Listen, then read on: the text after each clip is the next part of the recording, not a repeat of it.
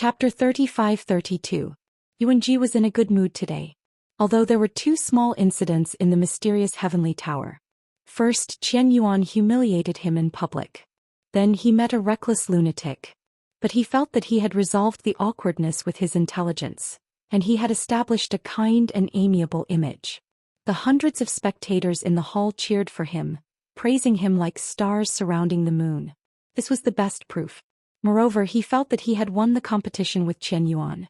A long time ago his father, Domain Lord Fengling, had taught him a principle. He could be a hedonistic young master. After all, this was determined by his family background. But he had to be a smart, far-sighted and scheming hedonistic young master. He could not be brainless and arrogant. In the past, Yuanji did not listen and found it annoying. But now he felt that he had done it.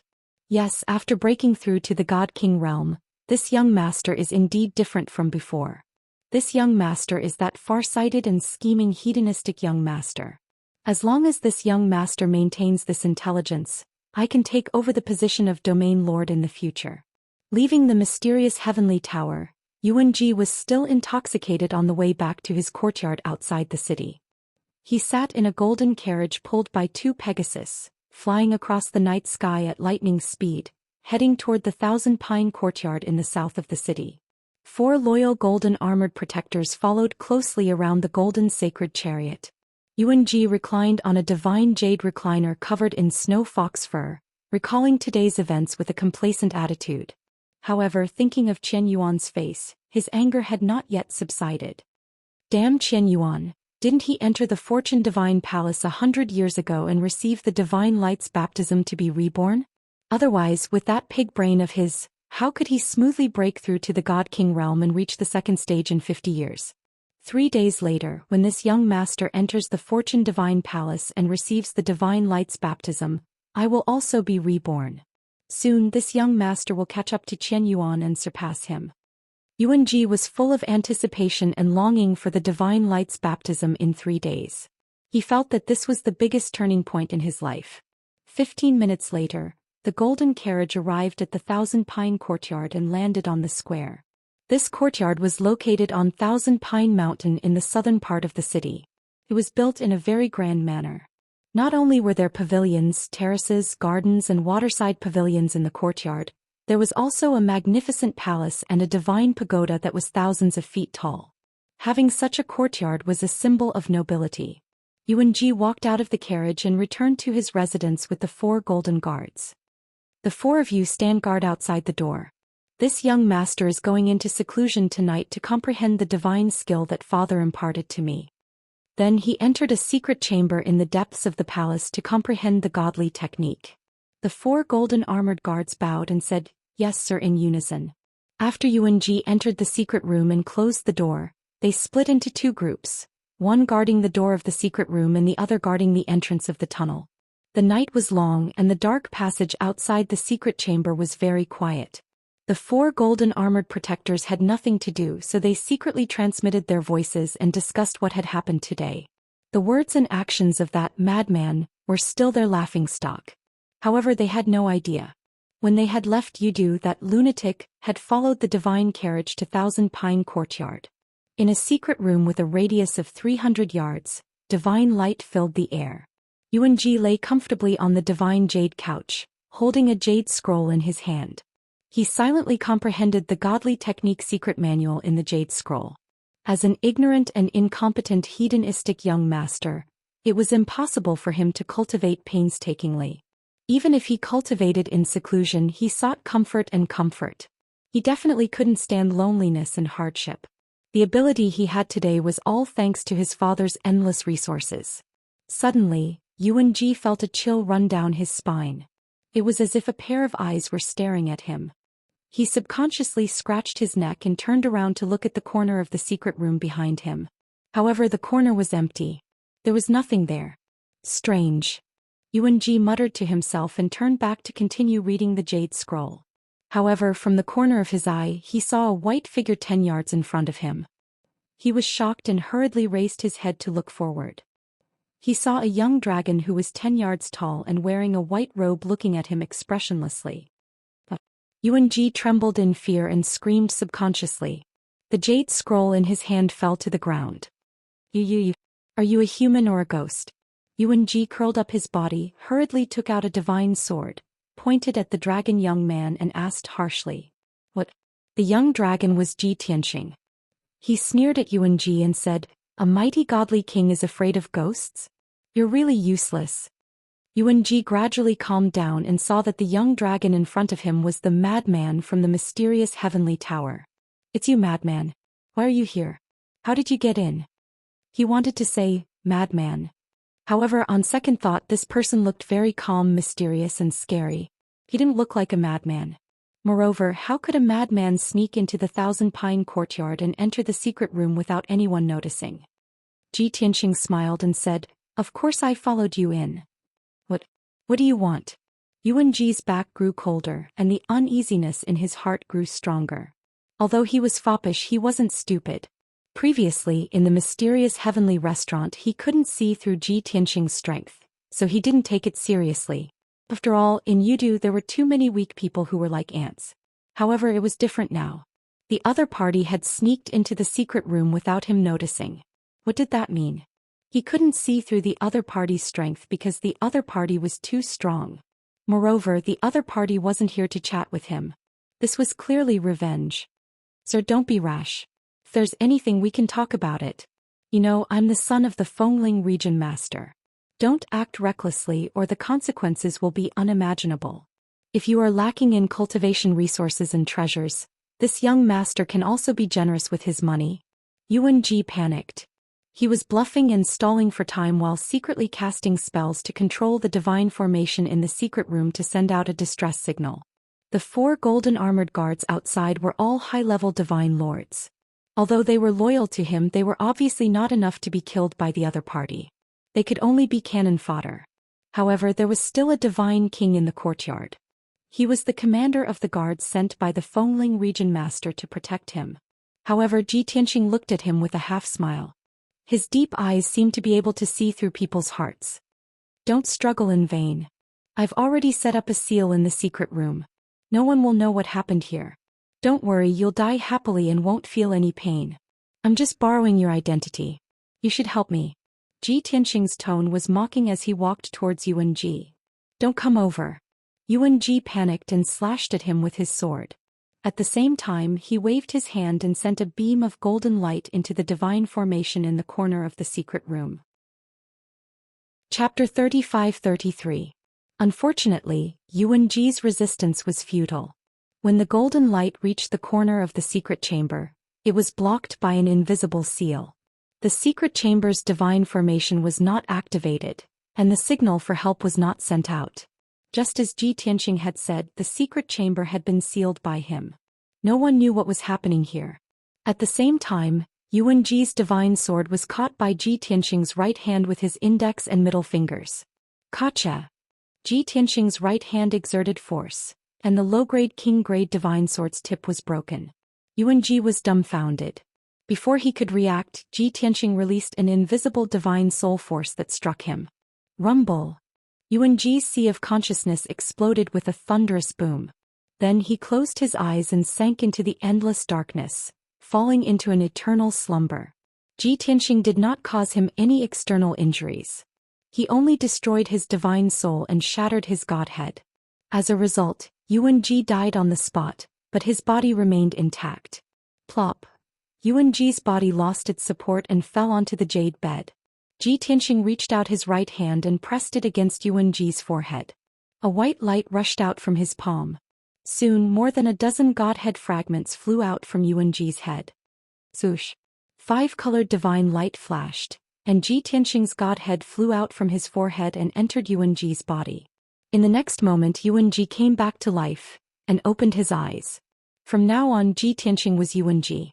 He stretched his limbs and twisted his neck. Soon he got used to this frail divine body. Then he stored his dragon clan's body in the 9 heavens 10 absolutes pagoda. Just like that, Ji Tianxing possessed Yuan Ji's body without anyone noticing. 3 days later, he could enter the Fortune Divine Palace unimpeded without paying any price. However, there's a small flaw. My godhead and divine soul's aura are different from Yuan Ji's. A godly king expert who is familiar with Yuanji might be able to see through it. Thinking of this, Ji Tianxing decided to refine Yuanji's quintessence fragment. First, he wanted to obtain Yuanji's memories so that he wouldn't reveal any flaws. The second reason was to fuse with Yuanji's divine soul, which could be disguised as his aura. After making up his mind, Ji Tianxing took out the 9 Heavens 10 Absolutes pagoda and placed it in the middle of the secret chamber. Taking Yuanji's quintessence fragment with him, he entered the distorted space-time to refine it. At this moment, the 4 golden armored protectors were still guarding outside the hidden chamber. They discussed the events of the day in low voices, occasionally letting out light laughter. The atmosphere was extremely cheerful. They had no idea that their master had already changed. Moreover, their time of death was fast approaching. 2 days passed quickly. But the 4 golden armored protectors were still very happy and hurriedly bowed, saying that these were all things that should be done, and that it was an honor to serve this young master and so on. Ji Tianxing nodded and sneered mockingly. From now on, you don't have to do evil anymore. This young master wants to reward you with a chance to be a human again. If there is a next life, remember not to be a bad person. The 4 golden armored protectors were even more confused, and they looked at Ji Tianxing with a dazed expression. Ah. Young master, what do you mean? This. Why don't I understand? Young master, we have little talent and knowledge, can you explain? Ji Tianxing looked at them and said with a smile, I said before, no one can put a sword to my neck because they are all dead. As his voice fell, he raised his hand and shot out 4 rays of white light, attacking the 4 golden armored protectors. Whoosh whoosh, whoosh whoosh. The 4 golden armored protectors had no time to dodge at all, and the white light instantly pierced their foreheads and hit their god heads. They only felt a boom in their heads and their consciousness fell into endless darkness and they lost consciousness. Thump thump thump. In the blink of an eye, the 4 golden armored protectors had their god heads shattered, and they turned into corpses and fell to the ground. Until the moment of death, they still didn't realize what was going on. Didn't young Master Yuan value the 4 of them the most and bring them with him wherever he went? Why did he kill them personally? Why was this? Unfortunately, they would never know the answer. Ji Tianxing was not interested in the godheads of the 4 golden armored protectors, and he was too lazy to bother to deal with their corpses. He casually shot out a ray of 9 heavens divine fire and enveloped the 4 corpses. Soon, the corpses, armor and belongings of the 4 golden armored protectors were burned to ashes. Wonderful Book House. Chapter 35-34. After dealing with the 4 guards, Ji Tianxing pondered in the secret chamber. He remembered that there was one more important thing he had yet to do before entering the Fortune Divine Palace. Hence, he changed back to his original appearance and entered the distorted space-time of the Divine Pagoda to find Yun Yao, who was still cultivating in seclusion. The blood flame sacred tree was still growing, and its height was close to 200,000 feet. The sacred tree released surging god force and it was even more vigorous than before. Everyone benefited greatly from cultivating under the sacred tree, and their progress was rapid. Only Yun Yao was still stuck at the peak of the god monarch realm, unable to break through to the god king realm. Even after cultivating for so many years, she was only able to increase her peak of the god monarch realm by 30 times. Ji Tianxing used his divine consciousness to wake Yun Yao up and asked her about her situation. Yun Yao's expression was a little gloomy and she shook her head. Now that I've reached the peak of the god monarch realm, my strength is 39 times that of a normal peak god monarch. It must be because I'm missing the divine bead and there are no signs of a breakthrough. The divine world is vast, and even if the divine bead is left in the divine world, it would be difficult to find it. It would be like finding a needle in a haystack. Ji Tianxing smiled and comforted her. Don't be discouraged, the 7th divine bead is no ordinary item, it's a supreme grade god king realm rare treasure. No matter where it ends up, it will definitely cause a phenomenon and reveal its extraordinariness. Oh right, I'm in the reincarnation islands you do now. I heard that the god of the underworld obtained a supreme divine bead in a secret realm on the reincarnation island 1,000 years ago. That divine bead contains the light of creation. Ji Tianxing told Yun Yao about the divine bead and the Fortune Divine Palace. After listening to Huang Xiaolong's explanation, Yun Yao's dim eyes brightened. She asked expectantly, Fortune Divine Palace? That divine bead contains the light of creation? Tianxing, do you want to enter the Fortune Divine Palace to see if that divine bead is what I need? Yes, I do have this intention. Tianxing nodded his head and said, that's why I asked around in Yudu and took over a profligate son that could enter the divine palace. Yun Yao pondered with a frown and murmured, the 6 divine pearls I fused with before are vast sea, star, longevity, earth, spirit, wind, fire and light. This includes almost all of the attributes of divine power. There are only a few remaining such as darkness, creation and reincarnation. Tianxing nodded slightly and analyzed, Yaoguang is an ancient goddess and also the holy and glorious mother of the human race. She would never possess the power of darkness because she represented creation, new life and light. As for the power of samsara, that was not what peak divine kings could grasp. Only by surpassing the divine king and reaching the level of the god emperor could one see through the cycle of death and reincarnation. If that's the case, we can eliminate the possibility of darkness and reincarnation. That Fortune Divine Pearl is most likely related to you. Yun Yao's eyes brightened. She said expectantly, I have a mysterious connection with the divine orb. As long as I'm within a certain range, I can sense the divine orb's existence. You're in Yudu now, right? Then I can sense it personally and determine whether the divine pearl in the Fortune Divine Palace is what I need. If it is, we have to find a way to get it. If it isn't, there's no need for you to take the risk. Yes, that's why I'm looking for you. Tianxing nodded and smiled. Then he brought Yun Yao out of the distorted space-time and appeared in the secret room. Yun Yao sat cross-legged on the soft couch and closed her eyes to circulate her skills. Soon she entered a state of complete concentration. Her consciousness was ethereal, as if it was floating between heaven and earth, extending infinitely. The Fortune Divine Palace was in Yudu, and the Thousand Pine Courtyard was in the south of Yudu City. The distance between the two should not be more than 800 miles. At such a close distance, Yun Yao should be able to sense it. However, Yun Yao sensed with her heart for 100 breaths, but there was still no reaction. Tianxing was anxious and worried, but he did not disturb her and waited patiently for the result. Then Yun Yao seemed to have sensed something. She suddenly frowned and revealed a complicated expression. Tianxing wanted to ask, but seeing that she was focused and her consciousness seemed to be searching and groping, he held back. It was not until 7 minutes later that Yun Yao's forehead was covered in sweat that she stopped circulating her skills and retracted her wandering consciousness. Phew! She heaved a sigh of relief and frowned as she pondered. Tianxing asked, how was it? Did you sense the aura of the divine pearl? Yun Yao nodded but then shook her head and said bitterly, I searched a radius of 10,000 miles, but I didn't sense the aura of the divine pearl. When my consciousness spread 30,000 miles, it reached its limit. The strange thing is that I vaguely sensed the aura of the divine pearl again. It's just that I can't determine its direction and I can't get closer. An ordinary peak divine lord's consciousness could cover a radius of 10,000 miles. Yun Yao was special. Her consciousness could cover a radius of 30,000 miles. Even so, she could only vaguely sense the aura of the divine pearl. The divine pearl is clearly in the Fortune Divine Palace and the Fortune Divine Palace is in Yudu City. But your consciousness can only sense that the divine pearl is 30,000 miles away? This shouldn't be. Tianxing frowned and was puzzled. Yun Yao thought for a while and asked, Tianxing, are you sure that the Fortune Divine Palace is in the city? Have you seen it with your own eyes? Is it possible that the Fortune Divine Palace is actually outside the city in a hidden place?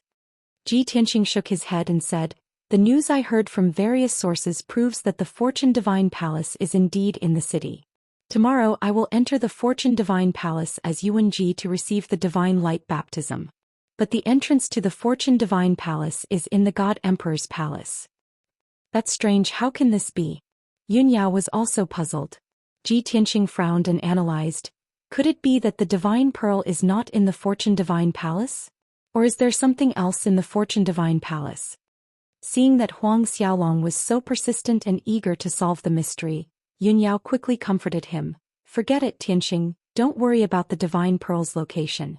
Anyway, I can sense that the divine pearl is indeed what I need. You just need to wait until tomorrow to enter the Fortune Divine Palace to receive the baptism, then wait for an opportunity to snatch the divine pearl. She paused for a moment and then reminded Huang Xiaolong solemnly, there will be many people entering the Fortune Divine Palace tomorrow and most of them are experts.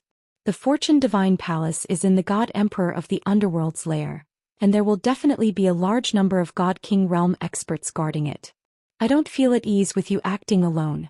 You must be careful. Why don't you bring along Yank and Chao Qingyu and ask them to assist you? Ji Tianxing waved his hand and said in a low voice, "It will be inconvenient if I bring them along, and I will be more agile on my own. Moreover, I don't want to wait until tomorrow to enter the Fortune Divine Palace with others. I will take action tonight, and I must find out the exact location of the Fortune Divine Pearl in advance. This matter concerns your fate, so I must be cautious and do my best." Chapter 35. Yun Yao had been trying to dissuade Ji Tianxing. It was too risky. However, Ji Tianxing insisted on taking action tonight. He had to figure out the location of the God bead. After all, he was here for the creation divine bead. He didn't care if he could enter the divine palace or receive the baptism of the divine light. Yun Yao couldn't dissuade him and could only give up. She thought about it again. There would be too many people entering the divine palace tomorrow. It would be hard to find a chance. Taking action early and entering the creation divine palace alone might have a higher chance of success. However, the problem was how to enter the creation divine palace. Tianxing, do you have a way to sneak into the divine palace? If you can't enter early, you can only wait until tomorrow. Ji Tianxing thought for a moment and nodded.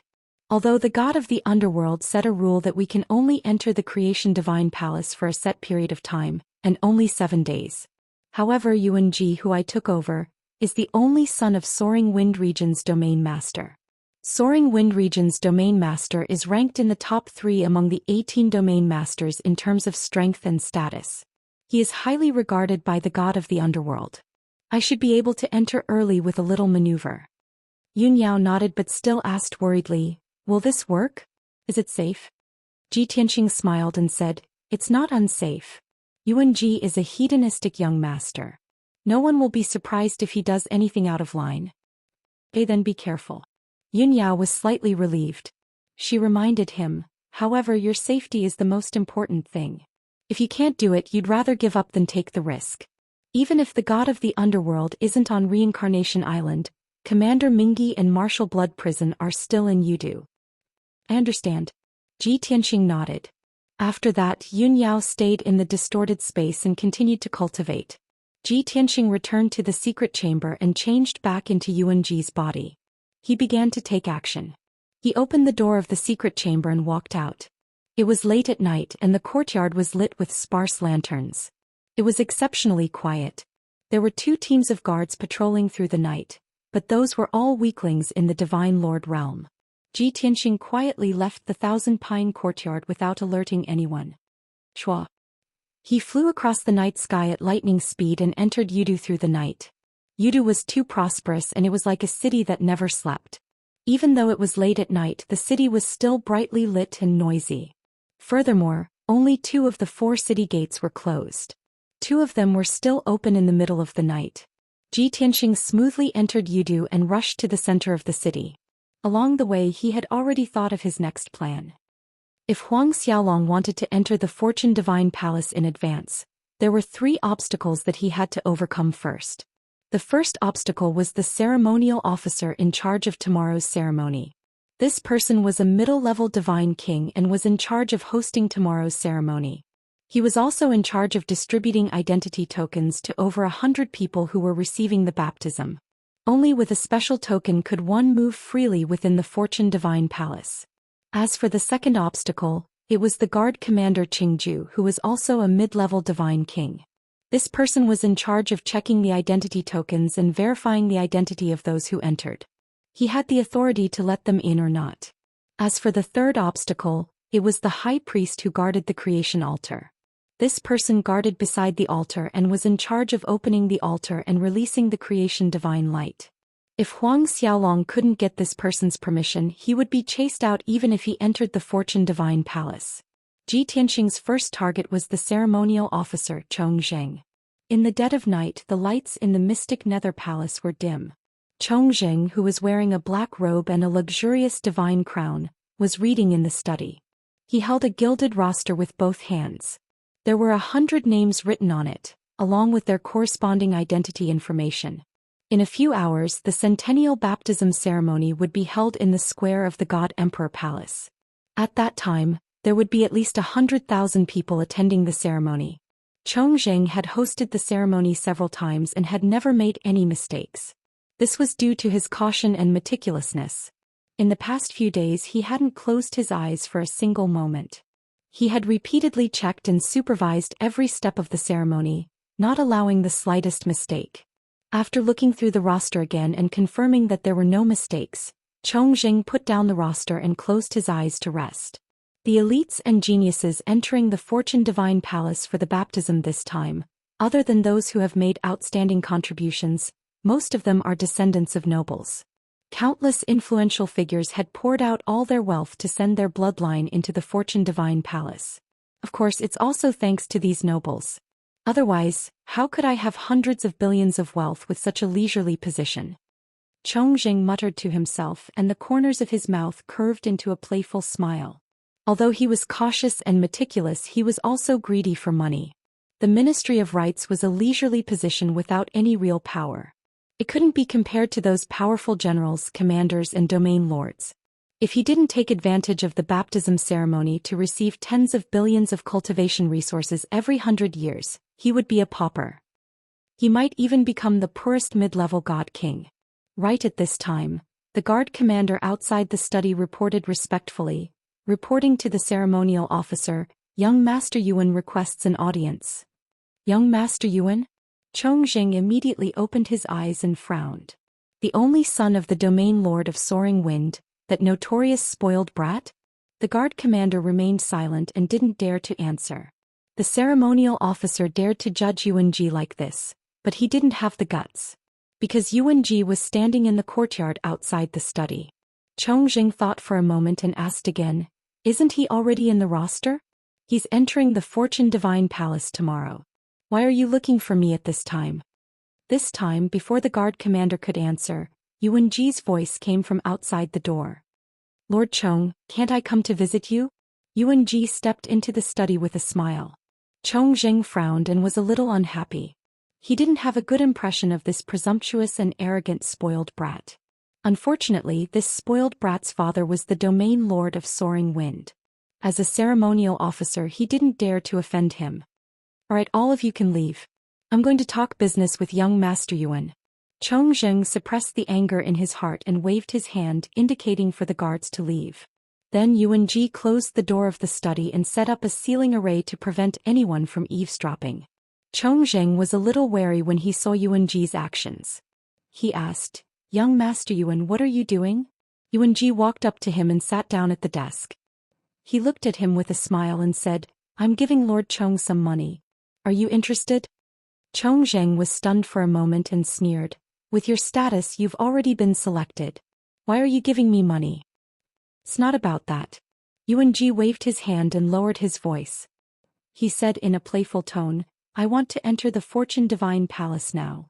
Chongzheng's eyes widened and he scolded with a serious face, "Nonsense.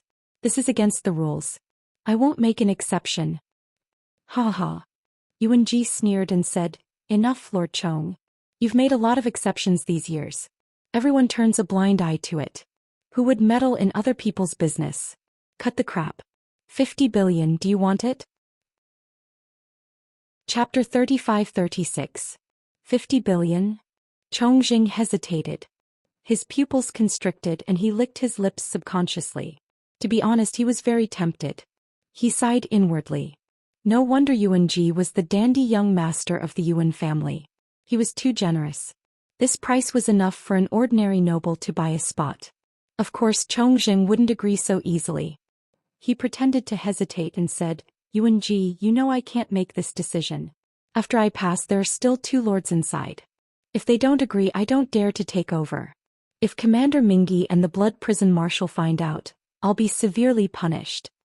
Yuanji sneered again and said in a mocking tone, "Okay, stop acting. You just want to raise the price, right? 50 billion. As long as you have a token, you don't need to worry about the rest. I'll deal with the 2 lords inside." Chongzheng was a little embarrassed, but he quickly covered it up with a smile.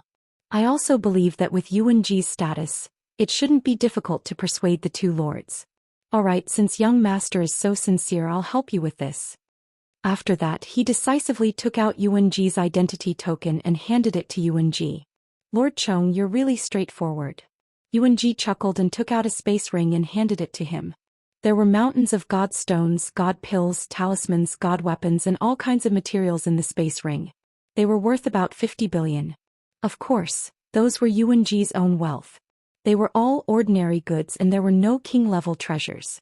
Chongzheng put away the space ring with a smile and scanned it with his divine sense. After making sure the amount was right, he was in a particularly good mood. He asked, Yuanji, I'm very confused, so I'm asking. In another 10 hours, you will be able to enter the Celestial Palace legitimately. Why did you spend so much money tonight just to go in a few hours earlier? Yuanji took the token and got up to leave. He said as he walked, the earlier I go in, the better I can get a good seat. Plus, I can stay in the God Palace for a few more hours at the cost of only a few billion. I think it's worth it. After all, what a genius like this young master lacks the most is opportunity. Who knows, he might have comprehended some kind of divine ability. That's something that even tens of billions of resources can't buy. As soon as he finished speaking, he waved his hand to remove the ceiling formation and walked out of the study. Ha ha. Chongzheng looked at his departing figure and sneered disdainfully. He thought to himself, bah. Your reputation as a trash is known throughout the city, yet you still have the nerve to call yourself a genius? If you weren't born in the main family of the Soaring Wind region and had endless resources, would you be worthy of becoming a divine king? To be honest, Chongzheng was very jealous. Chapter 35-37. With Yuanji's memories, Ji Tianxing had some understanding of both Qingju and Chongzheng. Both of them had their own weaknesses and weaknesses. As long as Huang Xiaolong catered to each other's interests, he would be able to solve the problem. Now, only the Fortune Divine Palace's high priest was left to guard the fortune altar. Ji Tianxing stepped through the Fortune Divine Palace's gates and entered the dimly lit main hall. Soon, Qingju closed the gates of the Divine Palace and called back the Imperial Guards to stand guard outside the gates. Ji Tianxing stood in the middle of the main hall and looked around. The main hall was empty. There were no people or statues in sight. Only in the middle of the hall was an altar that was hundreds of meters tall. It was emitting a colorful divine light. Ji Tianxing leaped onto the altar and stood on top of it. The bottom of the altar was big and small, and the top was a platform with a radius of 10 zhang. The platform was engraved with array formation patterns, and there was a gap in the shape of a token. Without a doubt, this palace was not the real Fortune Divine Palace. Only by passing through this altar could one enter the real Fortune Divine Palace. Ji Tianxing took out his identity token and dived into the gap in the ground. In an instant, more than 1,000 array formation patterns were activated, emitting dazzling divine lights. Surging god force circulated and soon, a blinding white light gate appeared in front of Ji Tianxing. This was a transmission gate. Ji Tianxing strode into it. A white light flashed and he disappeared with a swish sound. In the next moment he entered a quiet and warm space. The night sky was dark in all directions, and only 1,000 zhang radius in front of him was illuminated by colorful lights. The ground under his feet was paved with marble and the surroundings were empty. Ji Tianxing released his divine sense and scanned the surroundings. He discovered that he was in the main hall of a palace, and it was at least 1,000 zhang in radius. The patterns on the ground and the patterns on the walls exuded an ancient aura. In the middle of the main hall, there was an altar with a radius of 100 zhang. It was a colorful altar made of various kinds of divine stones, precious gems and divine gold. The altar was like a pyramid. The lower end was circular and had a radius of 1,000 feet. The top was only a little more than 10 feet. At this moment the altar was not open, but the gems and divine gold on the altar were also shining with 5-colored divine light. Ji Tianxing could vaguely sense that the altar contained an extremely vast and surging energy, and it faintly gave off a vigorous aura of revival and prosperity. Sitting cross-legged at the top of the altar was a white-robed, white-haired old man from the God clan. Upon seeing this, Ji Tianxing thought to himself, this should be the real Fortune Divine Palace. That fortune altar really does contain fortune god force. He then released his divine sense, penetrating through the gloomy palace to check the situation outside. Unexpectedly, the palace was protected by a divine king's divine formation, which isolated all divine power. With Ji Tianxing's current strength, his spiritual consciousness could not penetrate the palace, nor could he see the situation outside. This made it difficult for him to determine where the Fortune Divine Palace was located. Meanwhile, the white-haired old man sitting cross-legged at the top of the altar suddenly sensed a stranger's aura approaching, and he opened his eyes. His face was thin, but his eyes were deep and dignified. His entire body exuded a powerful aura unique to a high-level god king. His gaze swept across the surrounding darkness like lightning, and immediately locked onto Ji Tianxing, and he frowned. "Hey! Which rascal dares to trespass into the Fortune Divine Palace?" The white-haired old man was as steady as Mount Tai, sitting on the altar without moving an inch. His sharp gaze was fixed on Ji Tianxing. In an instant, Ji Tianxing felt a majestic pressure bearing down on him, and the god force and blood in his body became chaotic. However, he did not use his god force to resist.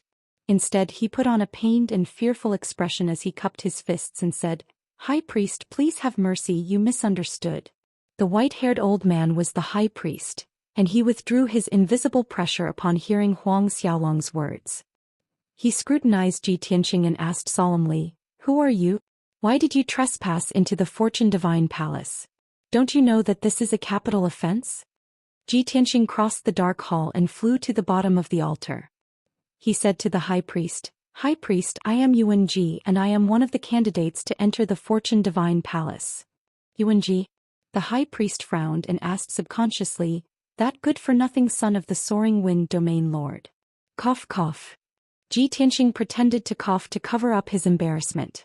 The high priest knew that he had misspoken, so he changed the topic and asked, "Yuan Ji, there are still a few hours before the baptism ceremony begins. Why did you come in early?" Ji Tianxing smiled and said, "Of course I have Chong Zheng and Qingju's permission, otherwise who would be able to barge in?"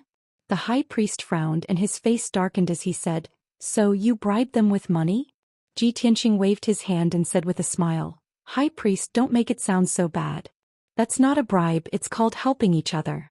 As the saying goes, if it's convenient for others, it's convenient for yourself." Without waiting for him to finish, the high priest snorted disdainfully and said, "Humph. Don't try that with me, a bribe is a bribe. A good-for-nothing like you has always been lawless and reckless." Chapter 35-38. The high priest froze on the spot and his face darkened. He glared at Ji Tianxing and asked coldly, "Brat, this is my biggest secret, how did you know about it?" Ji Tianxing looked back at him fearlessly and said calmly, "High priest, others may not understand you but I do. You're honest and upright and you've never tried to curry favor with those in power. You're also not willing to form cliques. Therefore, even though you have the strength of a 7th-level god king, you can't be put in an important position. You can only guard the Fortune Divine Palace and never leave. If you're really alone, there's nothing wrong with that. At least no one will disturb you. You won't have to face the filthy and dirty government, and you won't have to pretend to be obedient to the various region masters, generals and commanders. However, the woman you once loved deeply gave birth to a daughter for you. It was only on her deathbed that she entrusted her daughter to you. Therefore, Ying is the most important person in your life. Unfortunately, you couldn't go against the Emperor's mandate, and could only guard the Fortune Divine Palace. You couldn't take care of her, so you settled her in the Orchid Courtyard and asked your best friend, Senior Military Officer Yan, to take care of her." Ji Tianxing explained the secrets of the high priest.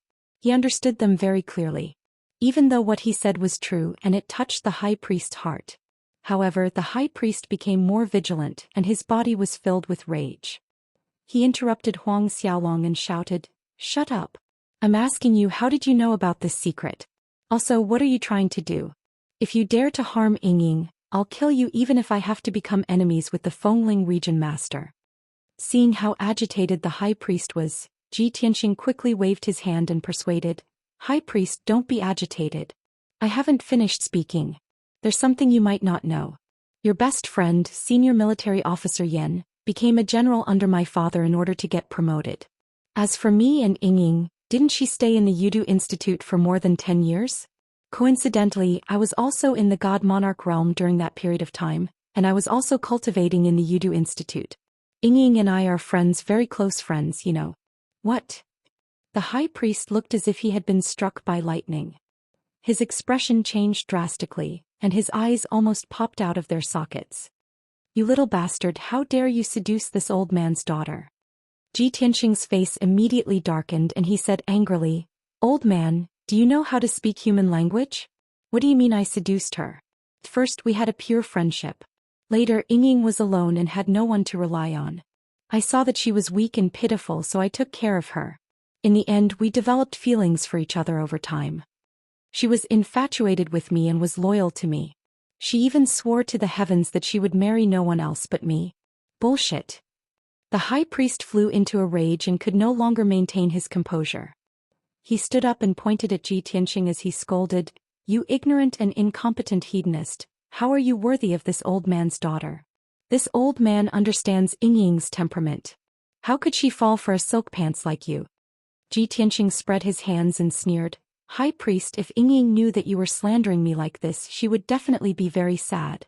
Moreover, other than being her biological father, you have never fulfilled your duty as a father. Do you really understand Ying and care for her? Have you ever accompanied her even if it was just for a day? Do you really have the qualifications to discipline her and meddle in her life?" Hearing this, the high priest suddenly froze. His anger was stuck in his chest and he could no longer vent it. Because what Ji Tianxing said was right, he was indeed not a qualified father. At the same time, this was the thing that he blamed himself for the most. It was also a regret that he could not make up for. After a moment of silence, the high priest suppressed his anger and coldly snorted, "This old man is her father. Who she wants to marry, this old man naturally has to interfere. Alright, let's not talk about this anymore." Ji Tianxing waved his hand and said, "I spent so much effort to find you, not to quarrel with you. I just want to tell you that Ying has been poisoned." Poisoned? The high priest's body trembled and his eyes widened again. He was so nervous that his heart was in his throat. Hasn't she always been in Exin court? How could she be poisoned? Was someone trying to murder her? Could it be this old man's enemy? Ji Tianxing waved his hand and said, "Don't make wild guesses. There are only 2 or 3 people who know that Ying is your daughter. She wasn't poisoned but injured by the experts of the sea race. A month ago she went to the West Sea's Yin ruins to explore the ruins in search of an opportunity to break through to the God King realm.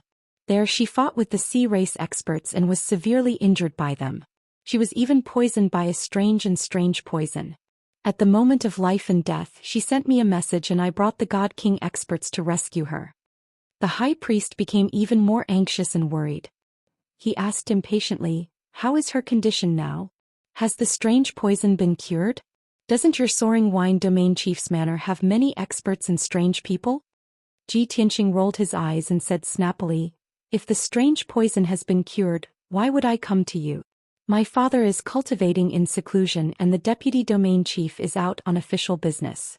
There are only 2 god kings left in the manor and they are not good at medicine. I have thought of many ways and found many people through my connections, but they could not cure the strange poison. Now the strange poison has merged with Ying's bloodline. Her blood has turned blue and contains a strong poison. Her body is festering and the poison is corroding her flesh and bones. She is suffering from pain and torment at all times." Hearing this, the high priest's heart was bleeding and he was burning with worry. How can this be? Ying has always been kind and dutiful. How can the heavens let her suffer such pain and torment? Ji Tianxing frowned unhappily and asked, "Ying's illness is incurable and the poison will soon invade her sea of consciousness. Once her godhead is corroded by the poison, I don't need to tell you what will happen to her, do I? As her father, don't you want to do something for her other than complaining and blaming the heavens?" This old man. The high priest was stumped for words, and a bitter expression appeared on his face as he said, "This old man has a mission to guard the Fortune Divine Palace, and I dare not leave." Pedantic. Ji Tianxing scolded angrily, "Your daughter is about to commit suicide because of the poison, and you're still thinking about some bullshit mission? Are you still human? Are you worthy of being her father? Can't you go against your orders for once and go back to Exin courtyard to see her for her sake? Anyway, His Highness God Emperor has not been in Yudu for hundreds of years. Even if you leave for a few hours, no one will know. Taking 10,000 steps back, even if someone knew that you had temporarily left, who would really hold you accountable? Look at Chongzheng and Qingju. They both went against His Highness God Emperor's orders and accepted bribes for hundreds of years. But have they been punished? Who will point out their mistakes? Chapter 35-39. Ji Tianxing's words made the high priest hesitate. He furrowed his brows and remained silent. He was struggling and weighing the pros and cons in his heart. It was true that the generals and experts under the God Emperor's command were all practicing favoritism, taking bribes and bending the law. The entire Yudu city had long become a dirty Vanity Fair, a pitch-black vat of dye.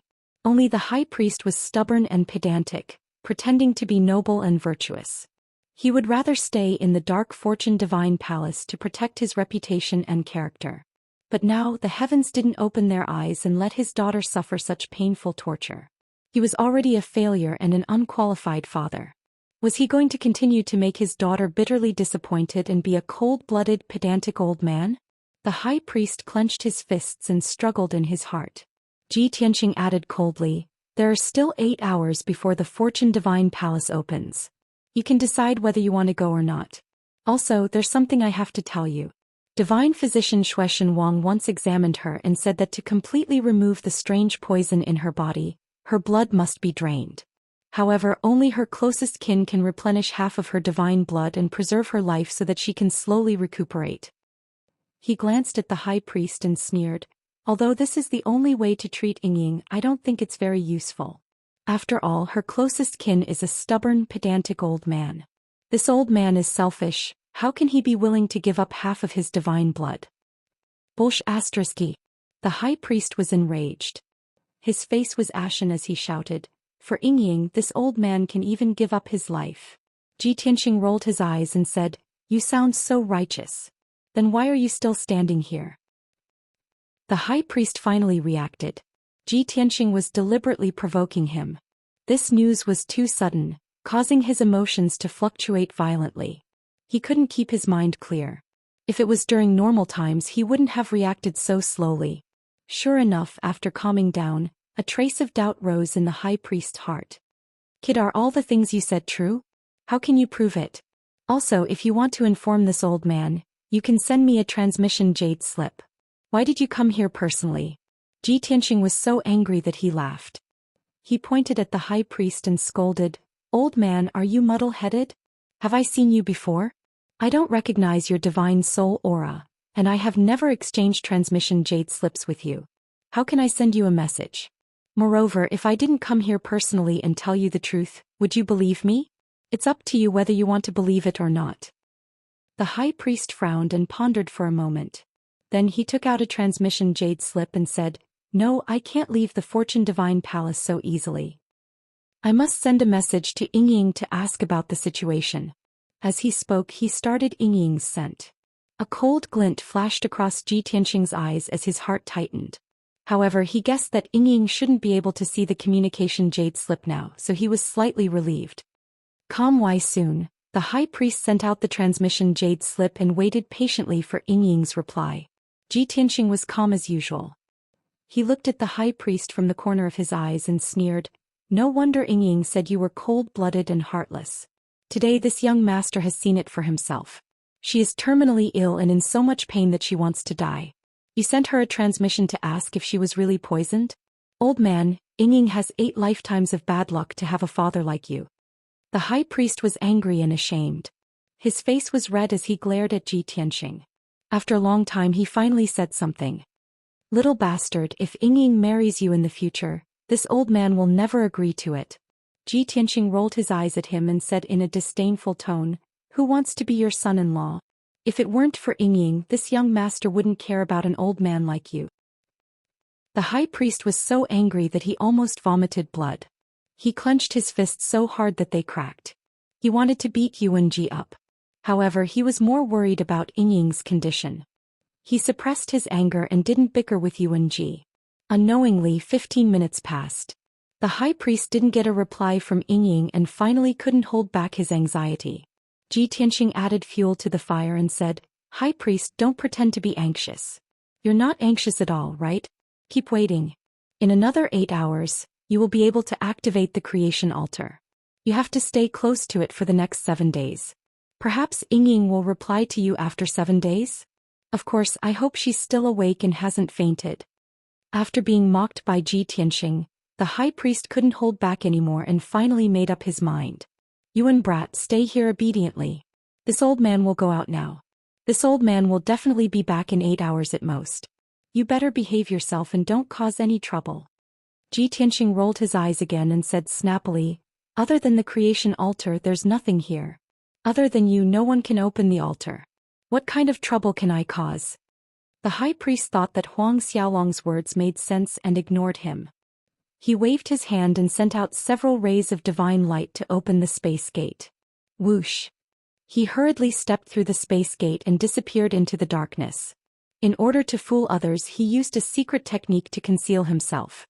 He secretly sent a voice transmission to Qingju, who was guarding the gate, and asked him to open the gate. Chapter 3540. In a short span of 20 breaths, Ji Tianxing found the fastest way to retrieve the divine bead. He had to go around 2 divine formations and crack 3 divine formations to obtain the divine bead. Of course, only a former peak divine king like him with extraordinary attainments in the formation path could go around 2 supreme-grade king-level divine formations. If it were any other divine king, they wouldn't be able to avoid them and would have to crack 5 divine formations. Furthermore, supreme-grade king-level divine formations couldn't be cracked by a divine king. Although I can avoid 2 divine formations, it's impossible to crack 3 supreme-grade king-level divine formations in 30 minutes. I have to think of a way to stall for time and not let the high priest return too quickly. Ji Tianxing observed and deduced the way to crack the divine formations while thinking of a way to stall for time. The high priest was on his way to Xianxia court, so he didn't have time to think. He could only think of a simpler way in a hurry. Therefore he took out a transmission jade slip and sent a message to the Calm Peace Divine King. Calm Peace Divine King was a general under Fengling Region Master. He was ordered to protect Yuanji when he came to Yudu. In the communication jade scroll, Ji Tianxing gave the order to Calm Peace Divine King. God King Calm Peace, take 30 guards with you and head to Xianxia courtyard to protect her. In a moment, a white-haired old man would rush into Xianxia court. Just say that you are under my orders to protect Miss Yingying and that no one else is allowed to enter. You have to stall for time as much as possible, but don't get into a conflict with him because he is Miss Yingying's father. Also, this matter must be kept a secret and not a single word can be leaked. Ji Tianxing's words were very serious. Calm Peace Divine King was also a retainer of Fengling Region Master and had always been loyal. Ji Tianxing believed that after Calm Peace Divine King received the order, he would rush to carry it out as quickly as possible. However, this wasn't enough. He took out another communication jade scroll and sent a message to another rich young master. Brother Mu Bai, I can redeem the 3 king-level divine weapons that I lost to you in a bet tonight. Go to Xianxia court now. My father-in-law is there. You can ask him for it. Of course, you have to rush there within a quarter of an hour. If you're late, there won't be any left. After sending out this message, the corners of Ji Tianxing's mouth curled up into a sneer as he muttered, with these 2 obstacles I should be able to delay them for an hour, right? However, it was still unrealistic to break 3 king-grade divine arrays within an hour. But at least there was more hope. After that, Ji Tianxing cast aside all distracting thoughts and focused on observing the creation altar, trying to deduce a way to break the formation. At the same time, 2 groups of people were rushing towards Xianxia court. On one side was the high priest. He was anxious and worried about Yingying's safety. However, he was still bound by the emperor's mandate and could not leave the Fortune Divine Palace. Therefore he was very low-key and cautious when he moved, afraid that he would be recognized by others. As a result, he did not dare to fly openly. He could only pass through the dark alleys like a black shadow and slowly approach Xianxia court. The other group of people was the Calm Peace Divine King and 30 guards. After receiving Yuanji's order, they did not dare to delay and rushed to Xianxia court as fast as lightning. Fortunately, they managed to reach Xianxia court in a quarter of an hour. Then the 30 guards spread out and stood guard outside Xianxia court. The Calm Peace Divine King was clad in armor and wielding a sword as he personally guarded the entrance. Xianxia court was originally a quiet residence in the midst of chaos. Usually the door was tightly shut and no one came in or out. In the entire residence there were only 4 guards, 4 maids and 2 female servants. In the past month, Ying had been cultivating in seclusion.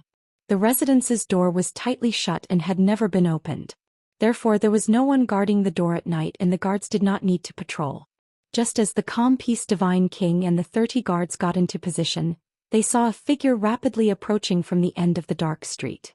It was a white-haired old man with bright eyes and an anxious expression. He was rushing towards Exin Lawn Court at lightning speed. He's here. The calm peace divine king thought to himself. His right hand gripped the hilt of his sword as he stared sharply at the white-haired old man. He was on guard. The high priest who had rushed over was clearly stunned when he saw the calm peace divine king and the guards at the entrance. He stopped in his tracks and frowned in confusion as he sized up the calm peace divine king and the guards. At this moment he almost thought that he had gone the wrong way. He looked up at the lintel of the entrance and saw that the words Exin Lawn Court were indeed written on the plaque. Only then did he walk towards the entrance. Playing. Seeing the high priest approach, the calm peace divine king unsheathed his sword without hesitation. He stared sharply at the high priest and shouted coldly, "This is a private residence and no one is allowed to enter. Please leave." The high priest frowned and shouted angrily, "Of course I know this is a private residence. Who are you? Who ordered you to guard here?" Although the calm peace divine king was a 4th-degree realm middle-level divine king, he was not afraid of the high priest's authority. He said expressionlessly, "We were ordered to guard here to protect a very important person. You have been sneaking around and even tried to gather information. Do you dare to say that you are not someone with evil intentions? Tell us the truth or don't blame us for taking you down and interrogating you." Someone with evil intentions. The high priest was so angry that he almost laughed. He rebuked angrily, "I am the owner of this Exin Lawn Court. Now that I want to go home, how is it someone with evil intentions? Who asked you to guard this place? Why don't I know?" The calm peace divine king maintained his cold demeanor and said expressionlessly, "You have no right to know who we are under. Moreover, the owner of this residence is Commandant Yen. You old liar, can you think before you make up lies?" The high priest was so angry that he stomped his feet. He wished he could slap the calm peace divine king to death. He was in a hurry to enter the courtyard to see Ying, but the guards at the entrance made things difficult for him. What the hell was going on? No, I have to stay calm and not waste any time. With that thought, the high priest suppressed his anger and explained patiently, "I am Commandant Yan's friend. I have an urgent matter to look for him. Get out of the way." Unexpectedly, the calm peace divine king's expression became even more contemptuous. He blocked in front of him and sneered, "You just said that you are the owner of Exin Lawn Court and now you say that you are Commandant Yan's friend. Moreover, Commandant Yen is clearly in Soaring Wind region and not here. Old man, you are full of lies and full of loopholes. You must be up to no good." The high priest was completely speechless. At this moment he really wanted to throw caution to the wind and knock the calm peace divine king and the guards unconscious. However, logic told him that he could not do so. Because someone who could order a middle-level divine king to guard the door was definitely a top-notch expert. Moreover, the other party was under orders to protect Ying, so the high priest had no reason to attack. He nodded and said, "So it's him. Sure enough, I didn't misjudge him. He's a guy with a cold face but a warm heart." Although he said some unpleasant words, he was actually most concerned about Ying. It must have been hard on him to put in so much effort for Ying. At this moment, the high priestess was moved.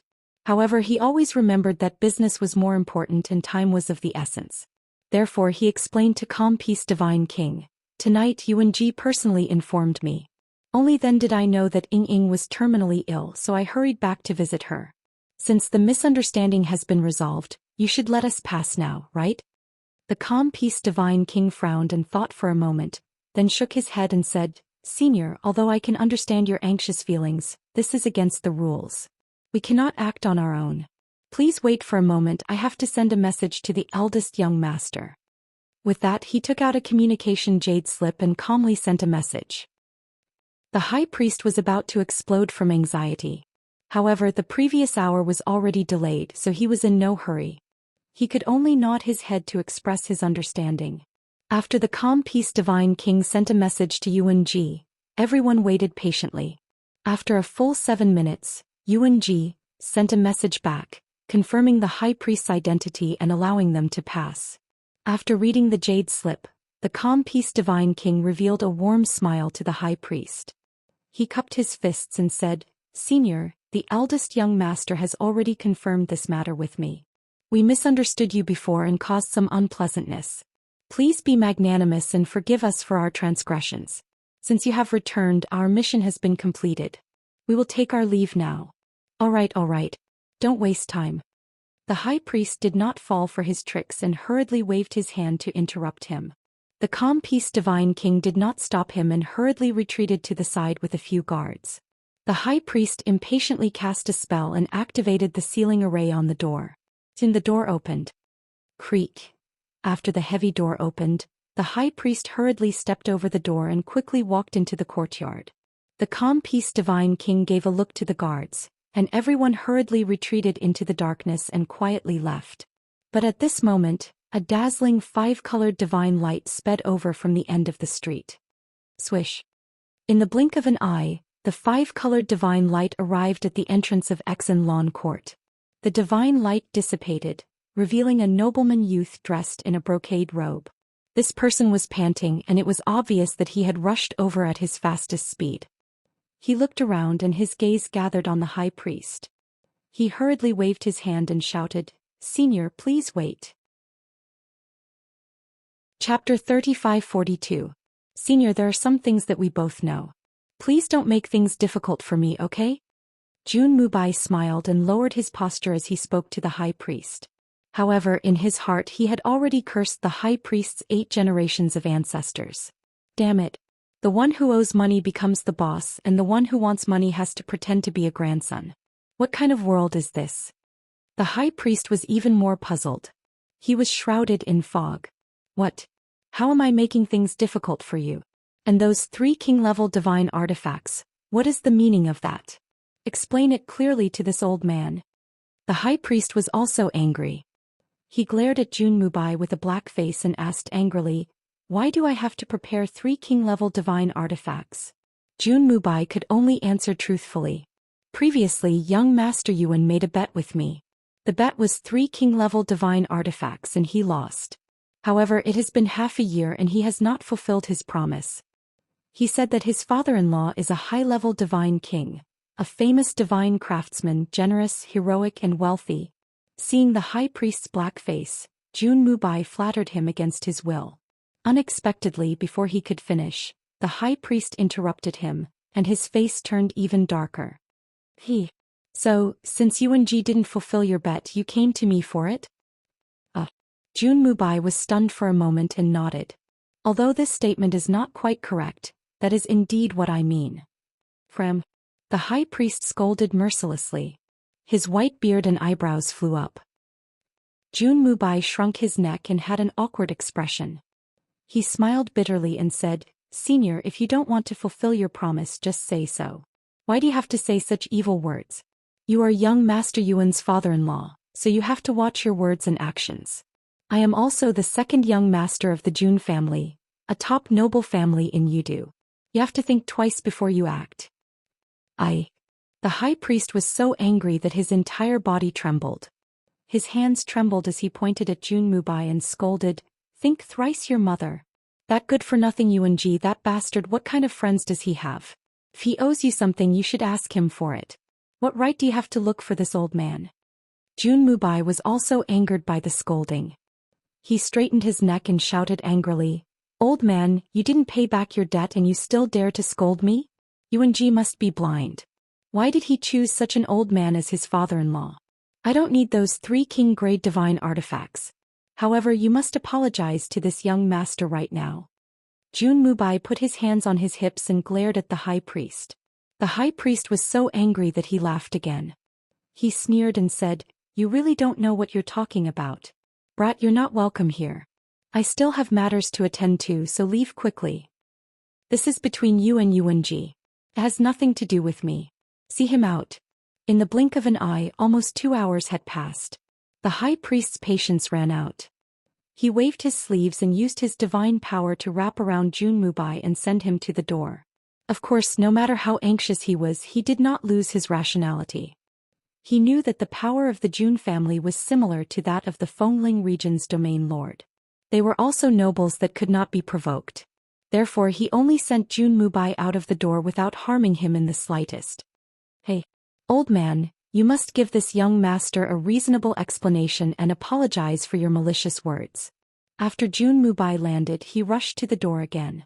Unexpectedly, the high priest waved his hand and shot out a golden light to close the door. Bang bang bang bang. Jun Mubai slammed the door and angrily demanded an apology from the high priest. However, the high priest turned a deaf ear to him and quickly left the courtyard. He entered the second courtyard. Ying had always been staying in the second courtyard. The environment of this courtyard was the most elegant. The main room was set up with a divine array, and there was a meticulously built secret room underground for Ying to cultivate in seclusion. As soon as the high priest entered the second courtyard, he was greeted by two guards in silver armor. Obviously, the two guards had been meditating in the room. They had heard the noise in the front courtyard and hurriedly got up to check the situation. However, they had not even walked out of the second courtyard when they met the high priest. They recognized the high priest, but they did not know the relationship between the high priest and Ying. Seeing that the high priest had arrived, the two of them hurriedly went up and bowed. "Your subordinates greet the high priest." After the greeting, one of the guards said, "High priest, Commandant Yan is temporarily not here. He is on a mission in the Soaring Wind region and only comes back once every 6 months." The high priest hurriedly waved his hand and said in a dignified tone, "Of course I know. I'm not looking for Commandant Yan. I'm looking for Miss Ying."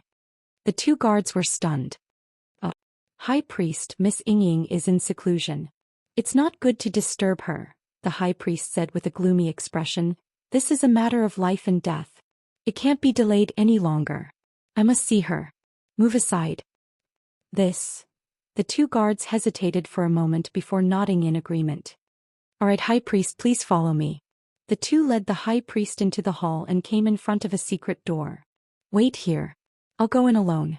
The high priest instructed and cast a spell to open the secret door. He stepped in alone. After passing through a dark tunnel, he quickly entered the underground and came to the door of the secret room. The door of the secret room was tightly shut and sealed by a divine array. The surroundings were deathly silent and emitted a faint chill. The high priest's heart tightened. He thought to himself, "There's no movement at all. Could Ying have fainted? Oh, I can't knock. I have to wait for her to open the door." Therefore he hurriedly used a mystic technique and forcefully broke the array of the secret room's stone door. Ka ka ka. After the divine array was broken, the high priest forcefully opened the door of the secret room. He quickly stepped into the dark secret room and saw that the secret room was flashing with an icy blue light. There was a bone-piercing chill. "Ying, father is back. Wake up." The high priest looked around for Ying's figure and called out in a gentle and kind tone. However, there was a gourd-shaped ice sculpture in the middle of the secret room. It suddenly cracked and a large amount of ice shards fell. Then a young woman in a long brocade dress appeared in the broken ice sculpture. Her face was not too beautiful, but it was pretty and ugly. At this moment she was sitting cross-legged in the middle of the divine array and focused on cultivating a mystic technique.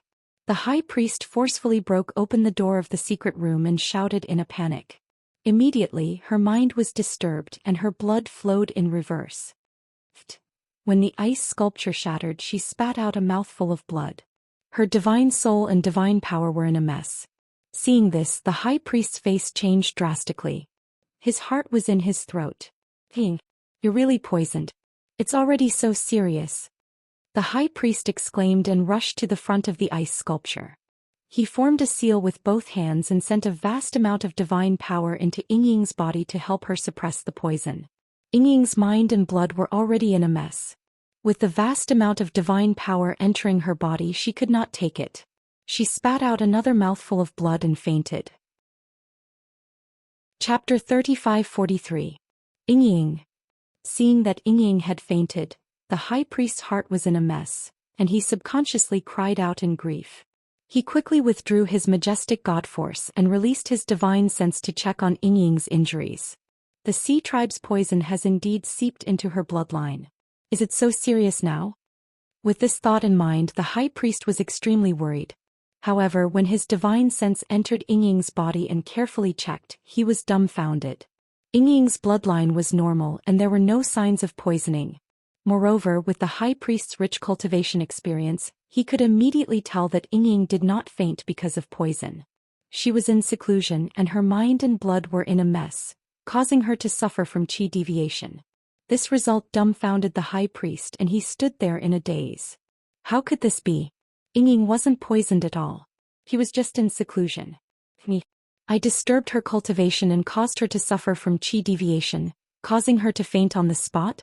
Yuanji, that bastard did this to me. When the high priest regained his senses, he was so angry that he almost went berserk. His body emitted towering flames of fury, and his body was filled with dense killing intent. Even his eyes had turned blood red. Although he did not understand why Yuanji would lie to him and painstakingly fabricate such a lie. But he had a premonition that Yuanji must have some unspeakable conspiracy. At this moment, the high priest subconsciously wanted to turn around and rush back to the Fortune Divine Palace to confront Yuanji. But this thought flashed through his mind and he immediately suppressed this impulse. No matter what, nothing was more important than Yingying's safety. Although she was not poisoned, she had suffered from qi deviation. If she was not treated in time, the consequences would be irreversible. In the best-case scenario, her divine Tao foundation would be destroyed and her godhead would be damaged, turning her into a weak mortal. In the worst-case scenario, her consciousness would be destroyed and even if she survived, she would become mentally retarded. Therefore, the high priest abandoned all distracting thoughts and put Yuanji aside, and used all his strength to treat Yingying. He was indeed a seventh heaven realm high-level god king. In just 100 breaths' time, he had suppressed Yingying's injuries. Then he patiently used his god force to help Yingying tidy up the chaotic qi and god force in her body. 15 minutes later, Yingying's condition stabilized and she was out of danger. The high priest guarded her and observed her condition at all times to prevent her injuries from worsening. About half an hour later, Yingying slowly woke up. She slowly opened her eyes and was in a daze for a moment before she saw the high priest in front of her.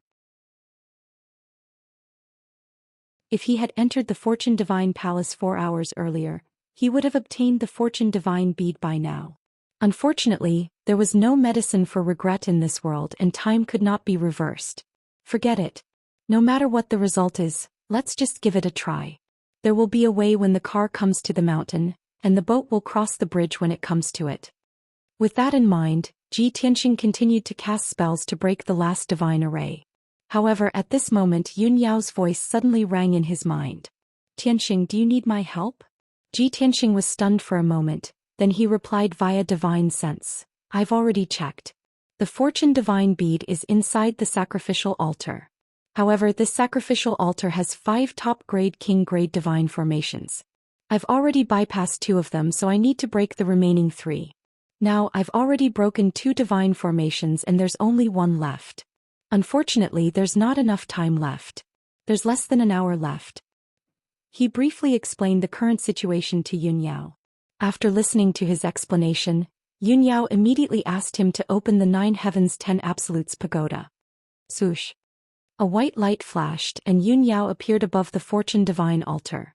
She looked at the splendid sacrificial altar beneath her feet, and her eyes shone brightly.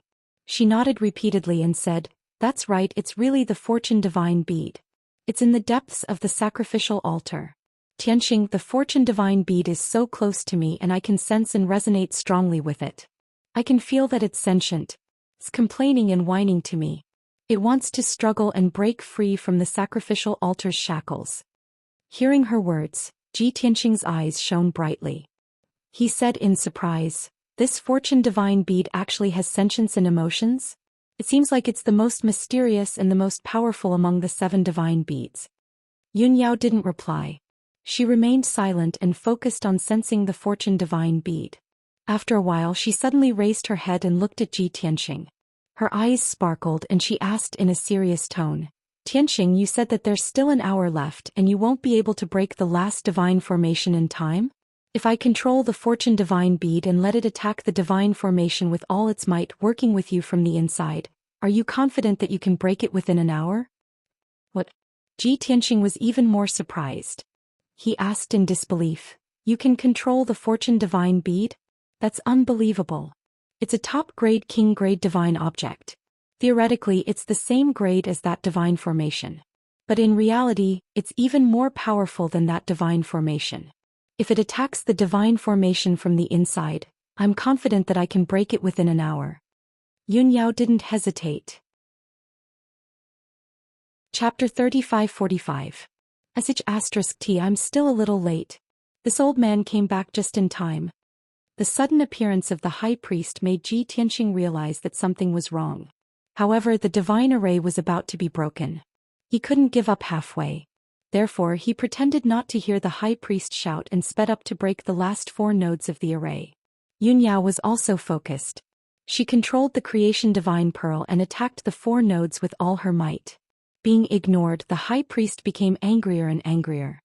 He flew to the creation altar angrily and shouted, "Yuan Ji, what the hell are you doing? Ying is safe and sound and you have nothing to do with her. Why did you lie to me saying that she was poisoned and that you have deep feelings for her? What do you want to do by sending me away for a few hours? Do you know that you have committed a serious crime? Even your father can't save you." The high priest frowned and stared at Ji Tianxing and Yun Yao as he shouted angrily. Seeing that the 2 of them were focused and pale, and were using some kind of secret technique, the high priest felt that something was wrong. He carefully examined the creation altar and found that the 5-colored divine light on the altar had become very weak. However, the creation divine power inside the altar was abnormally active and violent, like a volcano erupting. The high priest seemed to have guessed something and his eyes widened in disbelief. He glared at Ji Tianxing and roared angrily, "Yuan Ji, you rebellious maniac, how dare you? How dare you destroy the creation altar and steal the supreme divine pearl? Are you crazy? That is the altar built by the God Emperor himself. You will bring disaster to your family by doing this." At this moment, the high priest was completely stunned by Ji Tianxing's craziness. No matter how shrewd and wise he was, he couldn't figure out why Yuan Ji would do this. He was simply blinded by greed. He ignored the dignity of the God Emperor and paid with the lives of Feng Ling's entire family. The enraged high priest was about to make a move to stop Ji Tianxing from casting the spell. As Ji Tianxing cast a spell to break the last 2 nodes, he said to the high priestess, "High priestess, don't worry. I'm not crazy. I'll explain it to you later." "Explain my ass." The high priest roared angrily. He immediately raised his hand and was about to stop Ji Tianxing. Ji Tianxing had no choice but to take the risk. He shouted angrily, "Stop. Do you know who I am? Do you know what I'm doing? This king carries a shocking secret and shoulders the mission of His Majesty the God Emperor. Don't make a mistake." The high priestess was stunned by his roar. His raised palm also froze in midair. He looked at Yuan Ji in shock. He frowned and asked subconsciously, "What do you mean? Are you not Yuan Ji? You're clearly trying to destroy the creation altar and seize the supreme divine pearl. How could this be the mission given to you by His Majesty the God Emperor?" Little B** starred, "What the hell are you doing?" The high priest didn't believe Yuan Ji's nonsense. However, his rationality told him that with Yuan Ji's status, as long as he wasn't crazy, he definitely wouldn't do such a thing. Could it be that there were really some secrets and twists? For a moment, the high priest couldn't make up his mind. He had no choice. It was the first time he had encountered such a thing. Moreover, this matter was too abnormal and illogical. Ji Tianxing's roar was full of righteousness and his tone was full of dignity. The high priest was confused on the spot. He couldn't tell the truth at all. While he was in a daze, Ji Tianxing and Yun Yao sped up and finally broke the last 2 nodes of the array. Suddenly, a gap appeared in the 3rd divine array. Endless divine power of creation burst out from the gap like a volcanic eruption. Swoosh! In an instant, an overwhelming 7-colored divine light filled the entire hall and lit up an area of 1,000 feet. The translucent creation divine bead was like a tired bird returning to its nest. It passed through the gap in the divine formation and flew towards Yun Yao at lightning speed. Swish! The divine pearl flew in front of her and without stopping, it drilled into her glabella and disappeared. Yun Yao's expression changed immediately. Her eyes were filled with joy. She turned to Ji Tianxing and gave him a look. The 2 of them had a tacit understanding. Ji Tianxing immediately understood what she meant. Now that she had the creation divine pearl, her shackles were instantly loosened. She could break through to the divine king realm immediately. Therefore Ji Tianqing waved his hand and shot out a beam of white light, putting Yun Yao into the Jutian 10 Absolutes pagoda. Yun Yao returned to the distorted space and immediately went into seclusion to break through without delay. At this moment Ji Tianqing stopped and turned around to look at the Grand Priest. Alright, time's up. The mission is over. He dusted his sleeves and said with a smile. The High Priest glared at Huang Xiaolong and pointed a finger at Huang Xiaolong as he bellowed, You traitor! You really let that woman take away the fortune divine bead. Don't deny it. You were trying to destroy the creation altar to steal the creation divine pearl. Ji Tianqing didn't deny it. He nodded with a smile and said, Yes, you're right. That's true.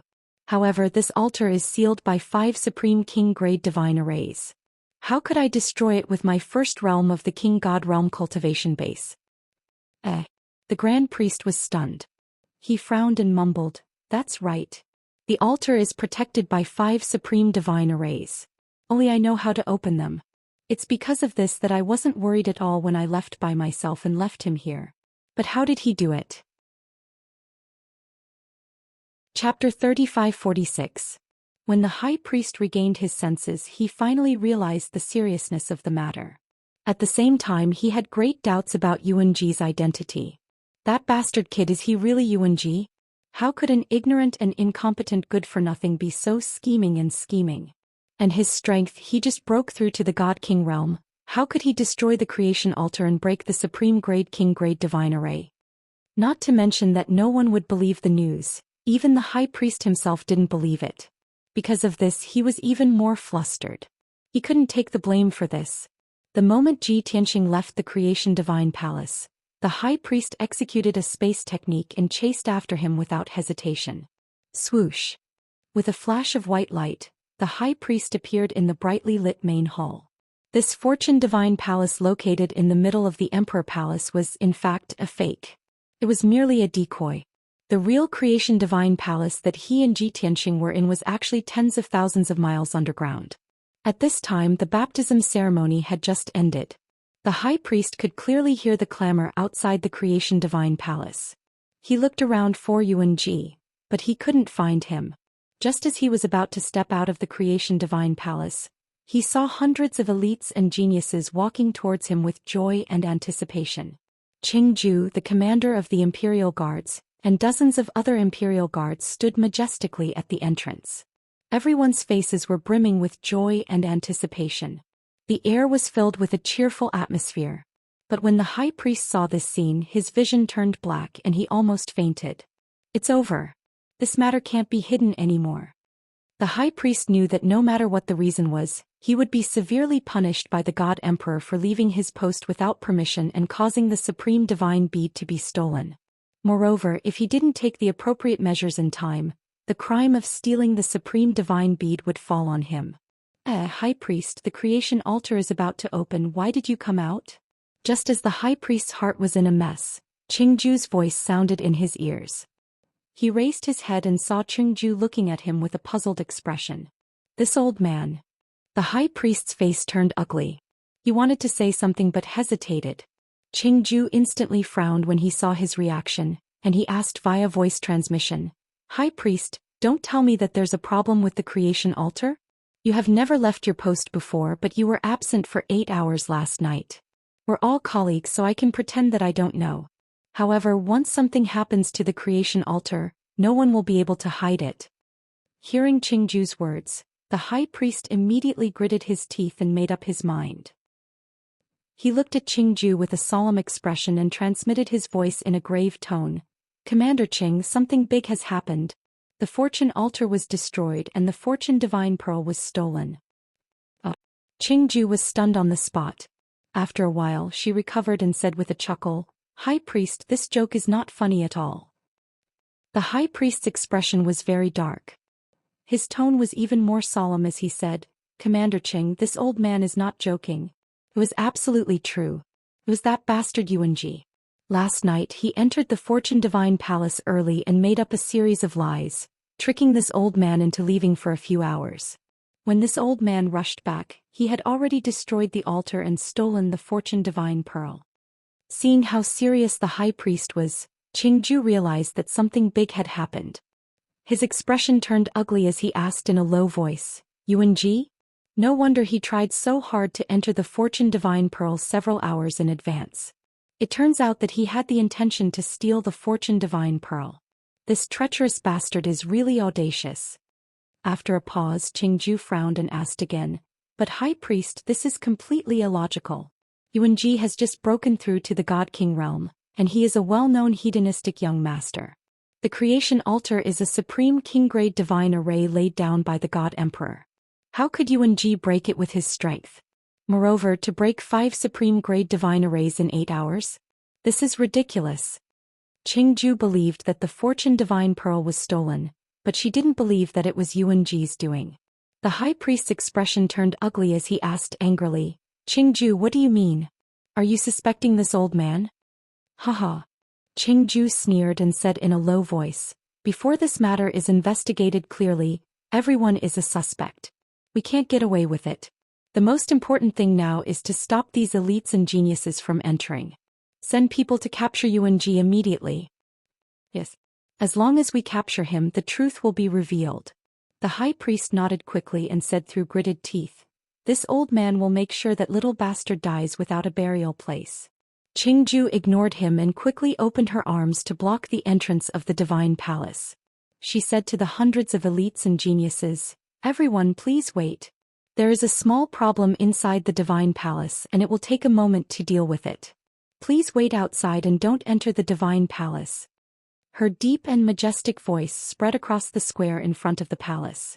Following her words, more than 20 imperial guards immediately blocked the entrance of the divine palace with swords and sabers. The elites and geniuses on the steps and in the square in front of the palace were all stunned. The smiles and joy on everyone's faces froze. Chapter 35-47. Hearing the high priest's words and looking at his expression, Qingju sneered. High priest, I know what you're thinking. In fact, Zhou and I are responsible for Yuan Ji's entry into the Fortune Divine Palace. All 3 of us have made mistakes and we must be punished. If we had the ability to solve this matter, I wouldn't have informed Commander Mingi. But the truth is, this matter is too serious and neither of us can solve it. Listen to me, report to Commander Mingi immediately. If we're late, our punishment will be worse. The high priest pondered for a moment and nodded. That's right, we'll take the initiative to report the situation and ask for Commander Mingi's punishment. It's better than him coming to question us for our negligence. After the 2 of them discussed the countermeasures, they began to split up. The high priest quickly took out a transmission jade slip and reported the situation to Commander Mingi. After sending out the transmission jade slip, he hesitated for a moment, then sent a transmission to Zhou to explain the situation. By this time, Qingju had gathered more than a dozen Imperial Guards captains and sent out more than 600 Imperial Guards to search the Fortune Divine Palace and Yudu City. Swoosh, swoosh, swoosh. The originally tranquil and peaceful Imperial Palace instantly became hostile and oppressive because of the dozen or so Imperial Guards that were brimming with murderous auras as they galloped out. The 100 or so elite geniuses on the square in front of the main hall felt that something was amiss when they saw the Imperial Guards' cold and murderous figures. Their discussion in secret became more intense. Everyone had a premonition that something big had happened. This matter involved the Fortune Divine Palace, and if there was even the slightest problem, it would not be a small matter. Some of the elites and geniuses had high status and were closely related to the Imperial Guards and Internal Affairs Department, or had secret information channels. In less than 15 minutes, these elite geniuses found out the reason. Someone had entered the Fortune Divine Palace in advance last night, tricked the high priest, destroyed the fortune altar and stole the supreme divine bead. No one would have guessed that the daring bastard was actually the hedonistic young master Yuan Ji. When these elite geniuses heard the news, they were shocked beyond words and it took them a long time to recover. Then their blood boiled with excitement, and they hurriedly told the others about this matter. Regardless of whether they were gloating or seeking novelty, they couldn't help but spread the news. Not long after, close to 100 elite geniuses heard the news. Everyone was dumbfounded. They were so shocked that their minds went blank and they prostrated themselves in admiration. After a short moment of silence, the crowd burst into a clamor of exclamations and curses. Chapter 35-48. Even though Ji Tianxing was looking forward to this outcome, he knew in his heart that it was almost impossible. Looks like I have to do something to spread this matter. Only then will I be able to lure the tiger away from the mountain. After pondering for a while, Ji Tianxing had an idea. He took out 2 transmission jade slips. He used Yuan Ji's tone to send a message to the 2 jade slips. One of the jade slips was sent to Calm Peace Divine King. The other jade slip was sent to Soaring Wind City's Domain Lord's assistant, Star Thunder Divine King. In the transmission, Star Thunder Divine King clearly stated that he was wrongly accused. It was obviously the high priest who stole the Fortune Divine Pearl. He had entered the Fortune Divine Palace in advance and happened to witness the high priest's evil deeds. The high priest wanted to kill him to silence him, so he could only escape in a sorry state. In order to clear his name, the high priest poured dirty water on him. But in reality he was just a first-degree realm low-level god king. How could he have the ability to destroy the altar and steal the divine pearl? Now there were countless emperor guards searching the city for him. There were also many experts who wanted to capture him. He was panicking and scared, so he could only hide. In the transmission jade slip, Ji Tianxing made up a realistic story describing himself as being wronged. After doing all this, he took out divine pellets and source stones and started to circulate his cultivation technique to recover his god force. After all, he had been maintaining his peak state to break the array last night, and had exhausted too much of his mental strength. In the depths of the Fortune Divine Palace, inside a magnificent palace, a golden armored guard strode in at a fast pace from the door of a secret chamber with dragons and phoenixes carved on it. This person looked anxious and his footsteps were hurried. He was holding a transmission jade slip in his hands. Reporting to Senior Commander, the Fortune Divine Palace's high priest sent a message. He has an urgent matter to report. The golden armored guard held the jade slip and bowed respectfully as he reported. After a while, the secret chamber's door slowly opened. The golden armored guard quickly entered the secret chamber with the jade slip. He stood in the middle of the secret chamber and knelt on one knee as he presented the jade slip. In the middle of the secret chamber's divine array sat a tall and sturdy middle-aged man with a domineering aura. This person was wearing a gray robe and a black cloak. His entire body was filled with an ice-cold aura of death, as if he was the god of death who had walked out from the underworld. He opened his black and white eyes and took the jade slip angrily. He shouted, "Don't you know that I'm cultivating in seclusion to break through to the 9th layer of the king god realm?" Both Chongzheng and Qingju can testify to this. As for him destroying the altar and stealing the creation divine pearl, this subordinate saw it with my own eyes. Without waiting for him to finish, Commander Mingi sneered. "If this is true, then you admit that you are worse than a good-for-nothing good-for-nothing." The high priest immediately shut his mouth. His face turned pale and he was so ashamed that he wanted to crawl into a hole. Commander Mingi turned around and stared coldly at him. "Look into my eyes." The high priest lowered his head in fear and resistance. He knew that Commander Mingi had the eyes of hell, an inconceivable ability. Not only could he use eye techniques to kill his opponents, but he could also read their souls and memories. "Do you want me to repeat myself?" Commander Mingi frowned and roared again. The high priest had no choice but to slowly raise his head and look into his eyes with a solemn heart. Suddenly, Commander Styx's eyes turned into the eyes of the underworld. They were black and white and they spun rapidly like a deep vortex. The high priest lost his mind and fell into a coma. Meanwhile, Commander Nether River's consciousness had forcibly invaded his godhead and read his memories. Clearly, this was the best way to verify whether or not he was lying. At the same time, it was also the simplest and most violent method. At this moment, the high priest was like an unconscious puppet, his body frozen in place. His soul, memories, thoughts, and secrets were all exposed to Commander Nether River's eyes. After a full 100 breaths, Commander Mingi retracted his gaze and his eyes returned to normal. The high priest gradually regained consciousness. He had a splitting headache, dizziness, and nausea, but he did not dare to show any dissatisfaction. Commander Mingi frowned and muttered to himself, "The Fengling region lord really raised a good son. He actually deceived everyone. Haha. Good for nothing, good for nothing? What a good disguise. I want to see if you are tired of being a region lord. Are you trying to rebel?" With that, Commander Mingi flung his black death cloak and strode out of the study. The high priest hurriedly followed and asked, "Commander, what do you need me to do? Just tell me." He had committed a grave mistake, so of course he had to find an opportunity to show his loyalty to reduce his punishment. Commander Mingi did not give him the chance. "I will personally make a trip to the Fengling region. You don't have to follow." Chapter 3549. 12 hours passed in a flash.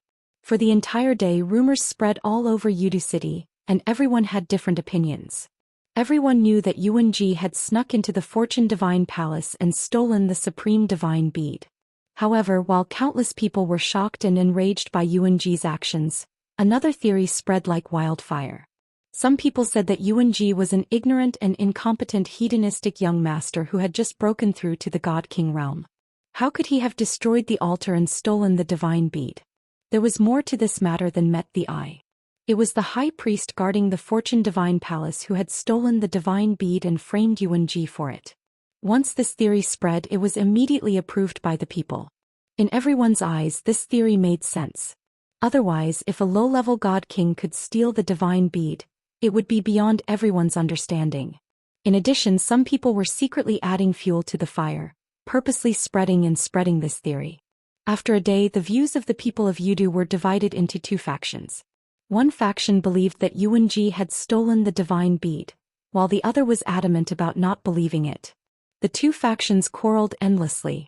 These interludes added a layer of suspense to the matter. It was the dead of night again. Ji Tianxing left the distorted space-time and returned to the secret chamber. The outside world was in an uproar, but he was as calm as a mountain, as if nothing had happened. He didn't care what the people of Yudu said. He only wanted to know the whereabouts of Commander Mingi and the Blood Prison Marshal. Only when these two experts left would he have a chance to sneak into the passage between the two worlds and leave Reincarnation Island. Therefore, he took out a communication jade slip and sent a message to the Calm Peace Divine King to ask about the situation. Soon, the Calm Peace Divine King sent back a message. Ji Tianxing picked up the jade slip and read the message with his consciousness. The Calm Peace Divine King's voice immediately rang in his mind. "Young master, after a whole day you've finally contacted me. I've already followed your instructions and spread the truth of the matter in Yudu City. Most people are willing to believe that you're innocent. I've also contacted a few other powerful families to add fuel to the fire. Young master, you must hide well. Don't show yourself and don't go to places you frequent. I don't think those Imperial guards are bluffing. They are serious. You have to be careful. Today they turned Yudu upside down, but they couldn't find you. I heard they are going to expand their search area tonight. Also, I have some bad news to tell you. This matter was too big and alarmed Great Commander Mingi. He had already left Yudu and was heading to Soaring Wind Domain personally.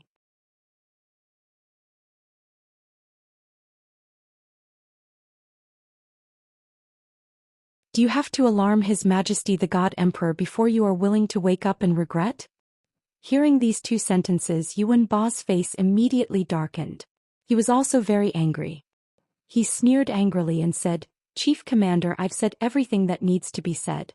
If you continue to pester me, then I can only conclude that if you want to condemn someone, you can always find a pretext. You are deliberately slandering me and framing me. Is His Majesty the God Emperor going to purge his old subordinates? So, as the Chief Commander of Internal Affairs, you're going to start with me first? My son is a bit of a spoiled brat and a bit arrogant, but he didn't make any big mistakes. You are making an issue out of him and making up such a ridiculous accusation. Doesn't your conscience hurt?" Commander Styx was speechless. The more Yuan Ba thought about it, the angrier he got. He shouted angrily, "Anyway, I'll say this. If you really want to purge your old subordinates, then do it openly. Just say it, don't play this game with me. At worst, I will resign from my position as the leader. I only ask that you let my son go. Let's say if a miracle happens and my son suddenly becomes a monstrous talent and really steals the divine pearl, then he will be the best of the Yuan family. Then he will be the most promising child of the Yuan clan. Yuan Ba will take the blame for him. If you want to kill me, come at me." Yuan Ba laid his cards on the table. This time Commander Styx completely lost his temper. "Forget it, you unreasonable bastard. I don't want to talk to you anymore. Commander Styx stood up angrily and left in a huff. Yuan Ba's anger completely disappeared. He even waved his hand with a smile. Take care, Chief Commander. Come again when you have time. Commander Styx flew into the clouds and immediately stopped. He turned to look at Yuan Ba and said angrily, "What are you happy about? I didn't say I was leaving Soaring Wind region. Give me 2 days to calm down. I want to investigate this matter personally. I must find out the truth. Otherwise, I won't be able to answer to the God Emperor." Yuan Ba immediately withered. He couldn't help but roll his eyes and mutter, "Damn, I thought you were going to leave. Then go ahead and investigate. As long as you don't deliberately frame me, you can investigate whatever you want." Unreasonable. Commander Styx cursed with a cold face and turned to leave. Yuan Ba quickly returned to normal. He slowly drank his tea. In his mind, he imagined his son suddenly becoming a monstrous talent, punching a high-level deity king and kicking the reincarnation deity general. Thinking of this, he was immediately in a good mood. His face was filled with the kind smile of an old father. He couldn't help but hum a little tune. Unknowingly, another day and night passed. In these 24 hours, Yudu was still filled with rumors and opinions. Qingju led thousands of imperial guards and searched Yudu City again. Then they gave up on Yudu City and began to search along the way to Soaring Wind region. In their minds, Yuan Ji must have left Yudu long ago and was on his way back to Soaring Wind region. The continuous running exhausted Qingju. He gritted his teeth in hatred. The high priest stayed behind in the creation divine palace. It was as if he had lost his soul. He spent every day in fear and anticipation. As for the hundreds of elite geniuses who received the baptism, they were thoroughly disappointed and had completely given up. They knew that they wouldn't be able to get the creation divine bead back anytime soon. There was no point in continuing to wait in the imperial palace. They might as well go home and find their own mothers. Of course, these people not only hated Yuan Ji but also the high priest. If it weren't for these two bastards, they would have happily accepted the baptism and become geniuses. At the same time, in the secret chamber of the Nameless House, Ji Tianxing was keeping track of the outside world through the calm peace divine king as a spy. At the same time, he suddenly thought of a seemingly feasible method to lure the blood prison marshal away. However, this method was a little risky. He still needed Jiku's cooperation. Thus he took out the 9 Heavens 10 Absolutes pagoda and entered the distorted space to find Jiku. However, when he returned to the blood flame sacred tree, before he could see Jiku, his attention was attracted by the 7-colored divine light that shot into the sky. The beautiful figure under the sacred tree became as dazzling as the sun, emitting boundless divine power. Without a doubt, she had broken through.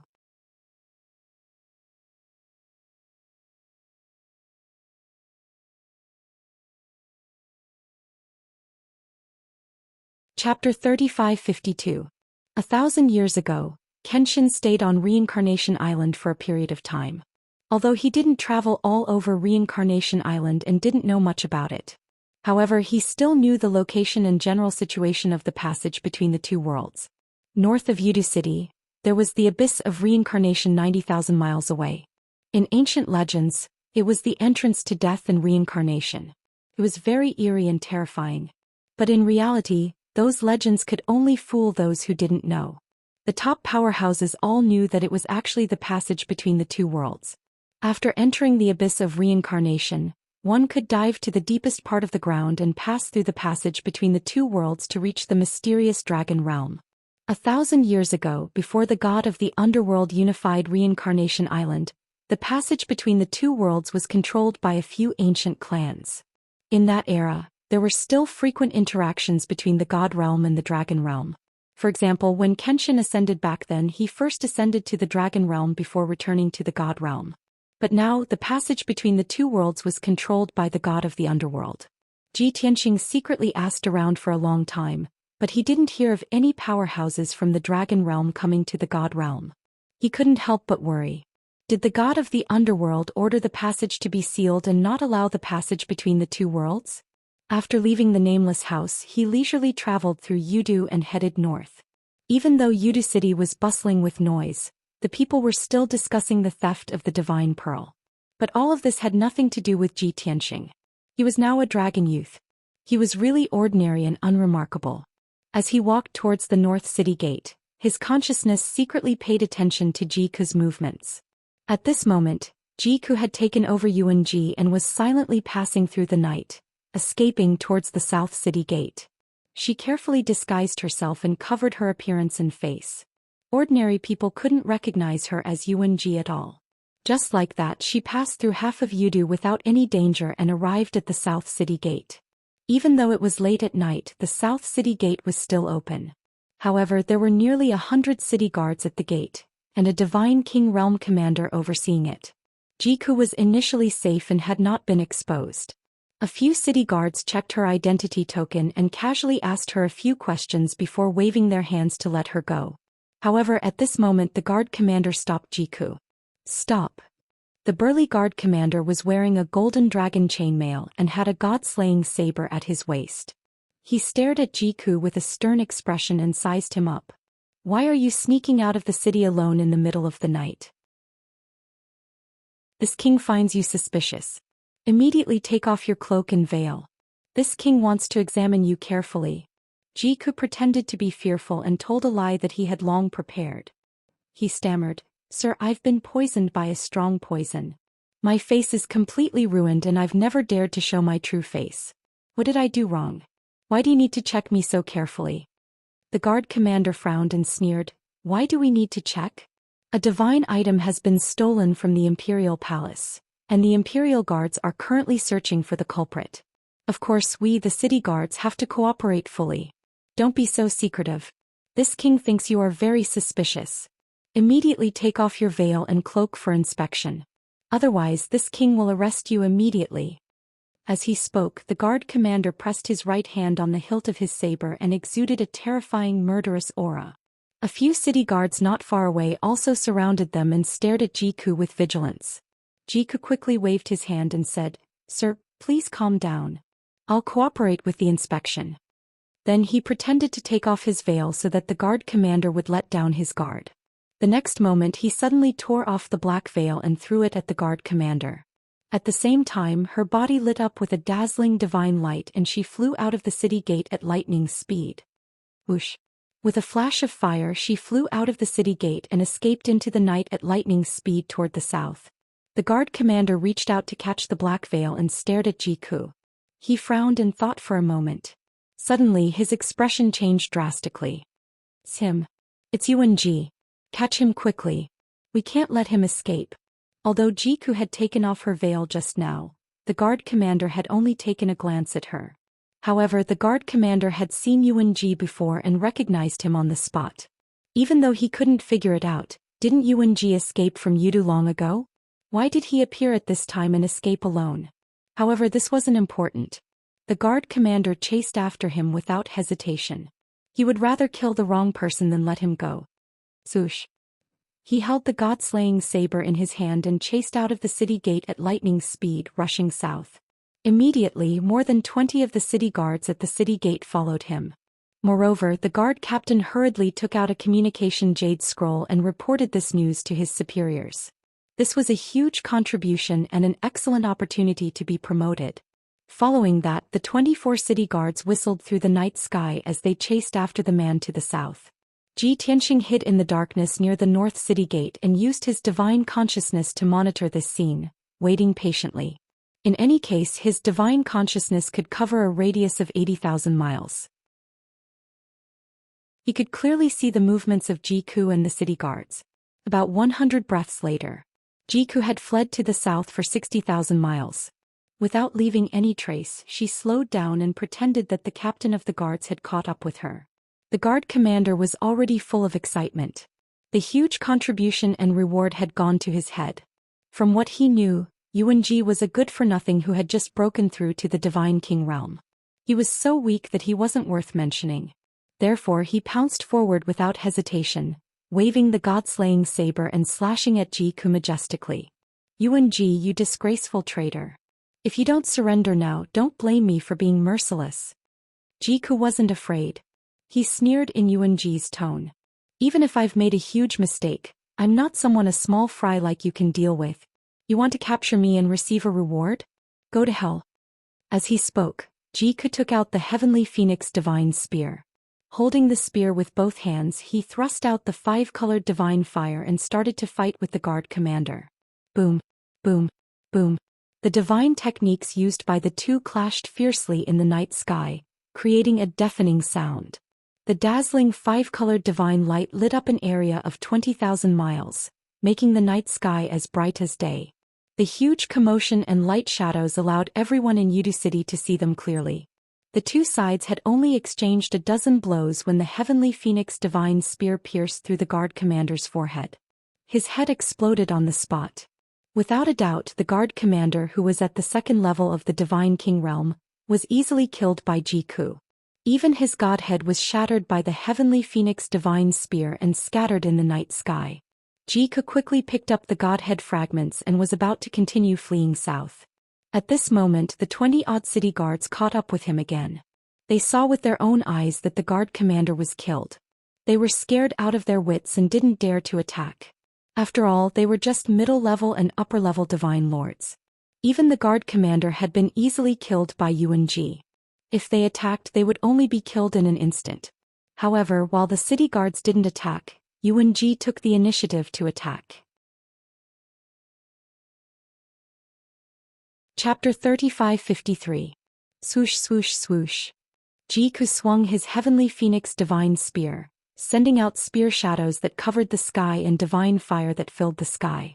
In an instant, more than half of the city guards were killed, and even their divine bodies were burned to ashes. Only 3 city guards were left, and they were lucky enough to survive. However, they were already scared out of their wits. They all screamed and turned to escape toward Yudu. Jiku didn't chase after them and allowed them to escape. He turned around and continued flying south. The 3 city guards escaped 20,000 miles away in a panic. When they saw that Jiku didn't chase after them, they panted in shock. After they calmed down, they immediately sent out a signal arrow for help and reported the incident to the city guard governor. Coincidentally, the city guard governor was Qian Yuan, the young master who didn't get along with Yuan Ji. Originally, with his abilities, he wasn't qualified to sit in this position and lead tens of thousands of city guards. However, he was a top-notch noble and his family was powerful. The elders in his family forced him to take this position. After the news of Yuan Ji stealing the divine beads spread, Qian Yuan was in a good mood and took pleasure in his misfortune. He was no longer as lazy as before. He actually brought people to patrol the city gates every day to search for Yuan Ji. If he could capture Yuan Ji personally and hand him over to Commander Mingi, that would be wonderful. Stepping on his opponent to rise to the top and seeing Yuan Ji being executed while he received the reward for his meritorious service. Was there anything better than that? When Jiku killed the guard commander, Qian Yuan was in the palace near the south city gate. He also saw the divine light that filled the sky and heard a loud bang. Just as he flew out of the south city gate to check out what was going on, the guard captain sent him a message. After reading the message, Qian Yuan frowned and revealed a look of astonishment. Yuan Ji, this bastard, is actually so scheming and shrewd to hide from everyone? Everyone thought that he had long escaped from Yudu and rushed back to Soaring Wind region. Who would have thought that he had been hiding in Yudu all this time? Only now that everyone has let down their guard did he escape in the middle of the night. Luckily, Commander Wang saw the flaw and sacrificed his life to delay Yuan Ji's footsteps. This prince's chance to make a contribution has come. Qian Yuan held the communication jade slip in his hand and muttered to himself excitedly. His heart was full of expectations. However, he did not let the excitement get to his head. The death of the guard commander made him realize that Yuan Ji was not simple. At the very least, this fellow who could steal the divine orb was definitely not a good-for-nothing. He was a hidden expert. His previous image of a trash was all a disguise. Thinking of this, Qian Yuan hesitated. I have just reached the second level of the Divine King realm. In terms of strength, talent, and foundation, I am just a little bit stronger than the guard commander. If he was killed by Yuan Ji so quickly, then I'm definitely no match for Yuan Ji. Even if I did my best, I would only be able to stall for time and I would be seriously injured by Yuan Ji. It's almost impossible for me to catch Yuan Ji alone. Qian Yuan originally wanted to look for helpers and ask for the help of 2 stronger mid-level god kings. However, if that was the case, they would have to share the credit. Even if he could make a contribution and receive a reward, it would be greatly reduced. He was very unwilling to do so. Therefore he only hesitated for a moment before deciding to take the risk. I'll chase after Yuan Ji first and deal with him to stall for time. On the other hand, I need to send a message to Commander Mingyi. No, Senior Commander is still in Soaring Wind region. Then I can only inform Martial Blood Prison. As long as I can stall for time, Martial Blood Prison will arrive, and Yuan Ji will be dead. In this way the credit will only belong to me and Martial Blood Prison. Martial Blood Prison is a senior expert, a 9th-level God King.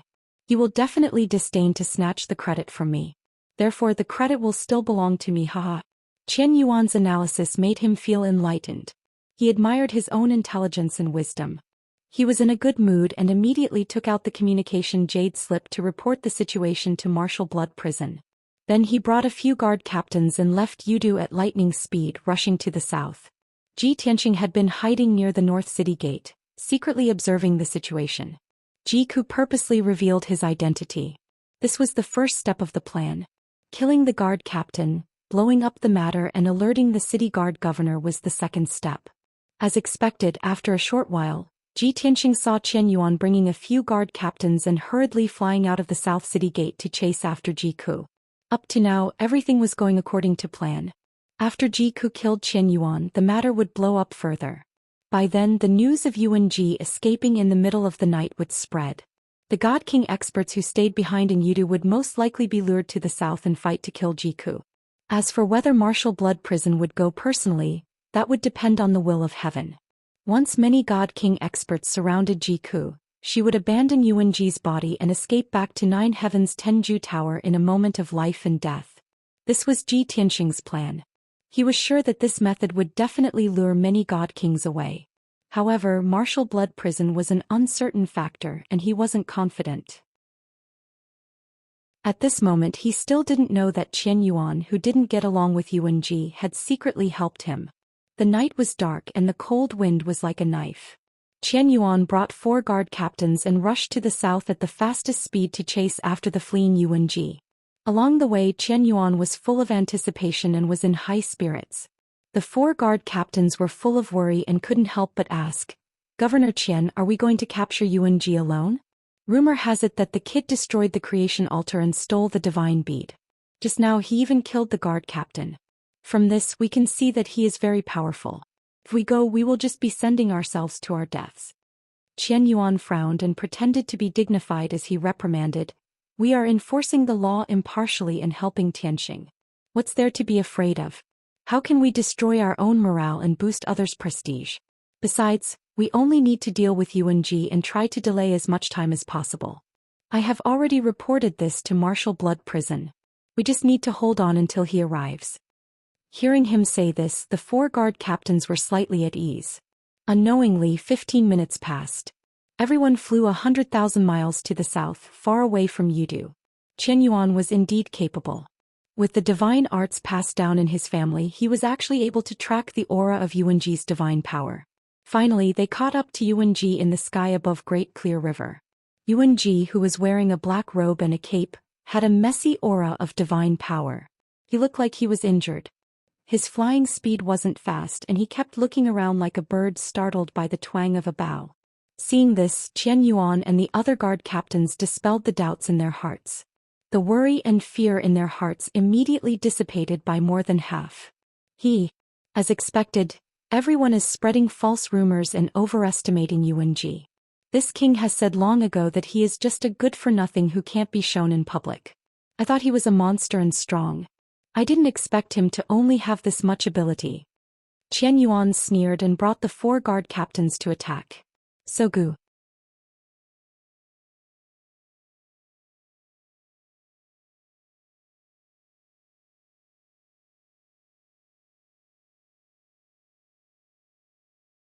Of course, this was good news for Ji Ku.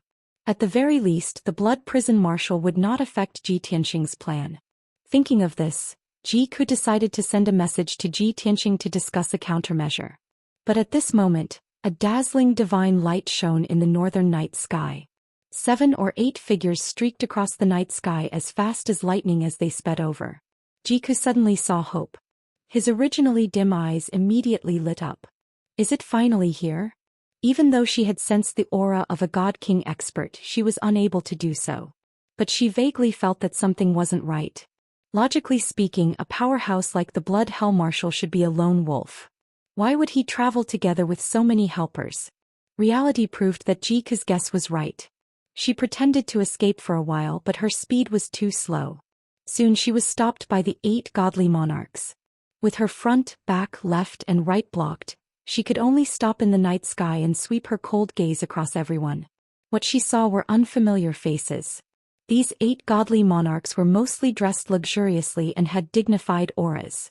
It was obvious that they held high positions. Among them there were 6 middle-level godly monarchs and only 2 high-level godly monarchs. The weakest was at the 5th level of the godly monarch realm.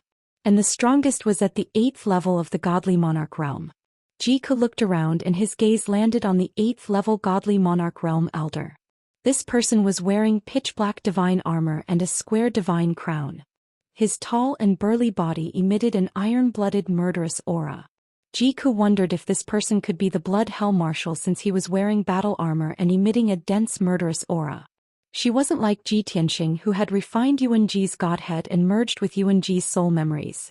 Even if she stared at the black-armored elder, she wouldn't be able to recognize him.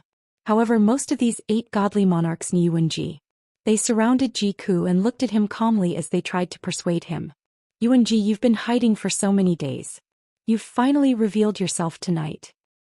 Yuanji, you can't escape even if you have wings. Stop wasting time and surrender to be judged. Yuanji, surrender obediently. Everyone thought that you had escaped back to the Soaring Wind region. Who would have thought that you were hiding in Yudu City until tonight? Brat, you've really made us look at you in a different light. The godly monarchs tried to persuade him. Some of them sounded regretful, some were gloating, and some were confused. However, Jiku ignored them and only stared at the black-armored elder. He was the leader of the 8 godly monarchs, and the other 7 respected him. When everyone stopped talking, the black-armored elder looked at Jiku and said regretfully, Yuanji, you've really disappointed me. You're the descendant of a loyal general. How could you do such a disgraceful thing? Although I've been through life and death with your father, I can't be biased in this matter. I can only follow the marshal's orders and deal with it impartially. Hearing his words, Jiku was instantly filled with disappointment. Obviously, this black-armored elder wasn't the Blood Hell Marshal. Jiku frowned and asked, You are? The black-armored elder said faintly, I'm one of the 6 reincarnation divine generals under the command of the Blood Hell Marshal. When I fought on the battlefield with your father and killed Kenshin in the Outer Realm, you weren't even born yet. Jiku frowned again and a cold glint flashed in his eyes. He said coldly, So, the Blood Hell Marshal stayed in Yudu City and didn't want to show himself, so he only sent you guys? Although the plan had failed, she still wanted to find out about the Blood Hell Marshal's whereabouts. The black-armored elder frowned and sneered. Yuanji, even if you have some ability, you're still weak in our eyes. You're not worthy of the Marshal's attack. I and these godly monarchs can easily capture you. Alright, don't waste time. Surrender quickly. After pausing for a moment, he added, On account of my friendship with your father, I'll give you some advice and point you in the right direction. After I take you back, you'll take the initiative to return the divine bead and cooperate with the investigation and interrogation. You have to admit that you did this alone and don't drag your father into it. Then get your father to make a trip to Yudu and plead with the Marshal personally. Only then will you have a chance to live.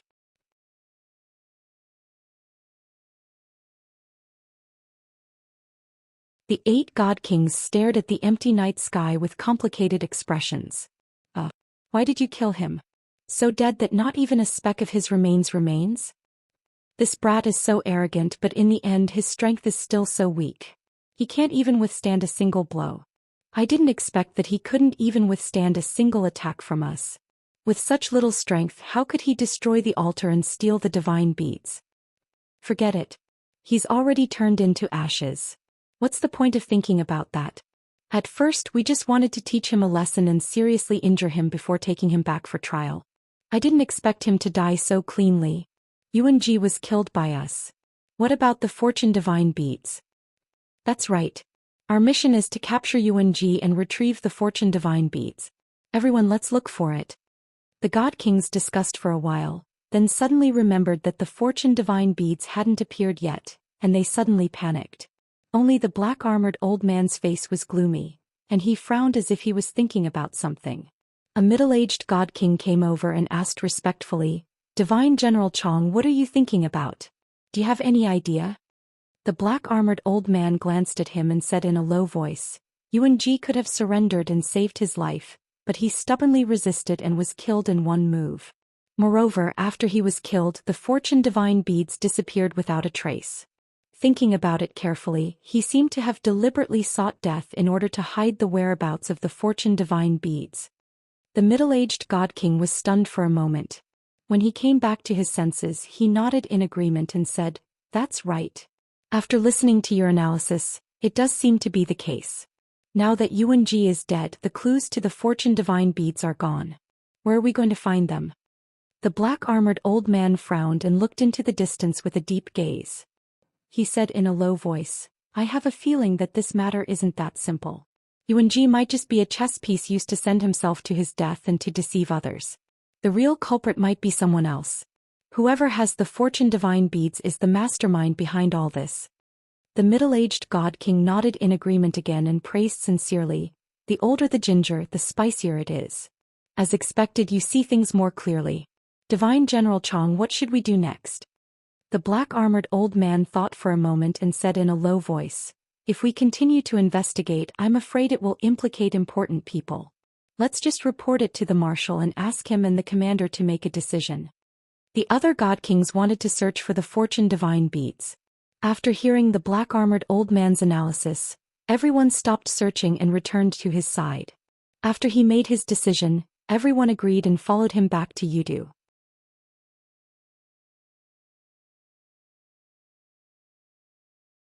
Chapter 3557. Ji Tianxing's analysis was right. For the past few days, the strong practitioners of Yudu City had been attracted by the theft of the divine bead, and their attention was on this matter. They naturally didn't pay much attention to the abyss of reincarnation and the passage of two worlds. However, Yuan Ji had just been killed, and this matter would soon pass and everyone's attention would be diverted. Once this matter passed, it would be more difficult for him to sneak into the passage of two worlds again. Furthermore, Commander Mingi would return to Yudu in another 2 days. No matter how he looked at it, tonight was the best time to head to the abyss of reincarnation. Ji Tianxing made up his mind and walked out of the darkness. He left the house and walked towards the North City Gate. At this time it was already the 5th day of the night and dawn was about to arrive. The North City Gate was open and there were close to 100 city guards guarding it. There was also a Divine King Realm commander overseeing it. There weren't many people entering and exiting the city gate. Occasionally there would be 2 or 3 people walking in groups. Ji Tianxing walked to the city gate at a moderate pace. He took out his identity token and accepted the interrogation of the city guards. Then he was allowed to enter. From the beginning to the end, no one took a second look at him and no one doubted him. After all, he was now Long Tian, an ordinary youth of the dragon race. This was his name in the dragon realm in his previous life. The old dragon gave him this name. After exiting the North City Gate, Ji Tianxing flew into the night sky and headed north at lightning speed. The abyss of reincarnation, to be precise, was in the northwest of Yudu City. It was hundreds of thousands of miles away. Ji Tianxing quickly crossed mountains, forests and plains. After 15 minutes he arrived near the abyss of reincarnation. This abyss was in the depths of the mountains in a huge canyon surrounded by clouds and mist. It was surrounded by majestic mountains that were thousands of feet tall. The canyon was covered by gray clouds all year round. At first glance, the gray fog did indeed look like the aura of death. Near the abyss of reincarnation, Ji Tianxing became much more cautious. Seeing that there was no one around, he used his invisibility divine art and quietly passed through the gray fog, entering the canyon. In the middle of the canyon was an abyss with a radius of hundreds of miles. It was like a bottomless pit. On the ground around the abyss, 9 sacrificial altars were built. There were hundreds of guards guarding each one. The 9 sacrificial altars were operating, releasing countless strands of 5-colored divine light that extended to the sky above the abyss. Billions of 5-colored divine light rays condensed into a defensive light barrier that was hundreds of miles in radius, like a huge bowl that was upside down. It was a very obscure king-level divine artifact. Although the bronze bell was a king-level middle-grade divine artifact, its effect did not have any killing power. It was very difficult to use it. But now it finally had a chance to use it. Ji Tianxing took out the ancient bronze box from the divine ring and took out the bronze bell modeled with copper rust. I'll call you the soul-suppressing bell for now. I hope you don't disappoint me. He held the soul-suppressing bell with both hands and muttered to himself. His eyes were filled with anticipation. Then he formed a divine seal with his left hand and held the soul-suppressing bell with his right hand. He poured in boundless divine power and began to shake it rhythmically. The dim soul-suppressing bell immediately became lustrous with green light as if it had come alive. Ding, ding, ding.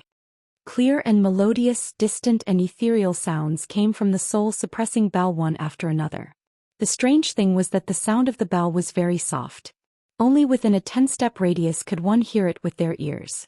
But Ji Tianxing sensed that the soul-suppressing bell was emitting rings of formless ripples that spread in all directions and enveloped the entire canyon. Those formless ripples had a mysterious and powerful soul-suppressing power.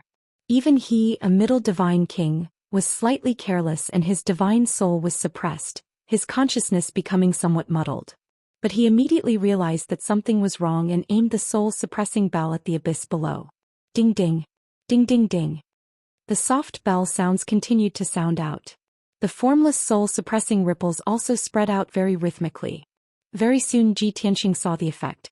Under the sacrificial altars around the abyss, those 900 divine Lord Realm guards were still standing like statues before, appearing to be in high spirits, mighty and dignified. After being enveloped by the formless soul-suppressing ripples, those guards all staggered left and right, squatting on the ground in a daze. Many guards with weak divine souls directly collapsed on the ground, falling into a deep sleep. In a short few breaths, the 900 guards virtually all collapsed. Only a dozen or so high divine Lord Realm captains were still barely holding on. Of course, their footsteps were also staggering and drowsy, unable to muster up any divine power at all. Book Guest Residence Reading Website. Chapter 3558. What's going on? What happened? Why did everyone fall asleep? This wouldn't happen for no reason. There must be a problem. The guards around the abyss had all fallen into a deep sleep and were unconscious. A few of the guard captains could still stay awake. They were barely hanging on as they discussed in a panic. However, they didn't know what had happened, nor did they know how to solve the problem. Someone wanted to send a message for help, but he didn't have time to take out his communication jade slip before he fainted. Of course, even if they took out their communication jade slip, they didn't know how to report it. Should they report to their superiors that they had been attacked? They didn't even see the enemy's shadow. Moreover, the attack had happened without warning. Just like that, a few of the guard captains held on for a while before they closed their eyes and fell to the ground. In an instant, the abyss became silent. All the guards had fallen into a deep sleep and were lying on the ground. It was a strange scene. Ji Tianxing didn't dare to waste any time. He quickly put away the requiem bell and flew near the ceiling array. He began to observe the array and find a way to break it. This was the first time he had used the requiem bell. He couldn't estimate its effects and duration. The 900 guards might be asleep for a day or two. In short, they wouldn't be asleep for too long. If it was more than a day and a night, the divine kings guarding the passage between the two worlds at the bottom of the abyss would also notice the abnormality. Ji Tianxing had to break the ceiling array in front of him within a limited time. Damn it, another supreme-grade king array. After seeing the structure and veins of the array, Ji Tianxing frowned. A sinister look flashed across his eyes. Originally, a supreme-grade king array was nothing. However, the ceiling array in front of him was formed by the divine power of the 9 altars. It was one of the most complicated arrays. Even a top array expert like Ji Tianxing would find it difficult to break it in a day. However, there was no turning back. Since he had already taken down 900 guards, he could only try his best to break the array. Time passed silently. Ji Tianxing stared at the ceiling array with all his attention. His eyes shone with a golden light. He could see the hundreds of millions of veins of the array clearly. His mind was also working at a terrifying speed. He tried his best to analyze the array's veins and deduce a way to break it. 2 hours, 4 hours, 6 hours. Before he knew it, 12 hours had passed. It was already dusk. The sun was on its way. Night was on its way. It was very dark in the canyon. The 900 guards were still lying under the altar, still in a comatose state. However, Ji Tianxing think the requiem bells effect. Around midnight, the guards would gradually wake up. Fortunately, no one entered the canyon during the day.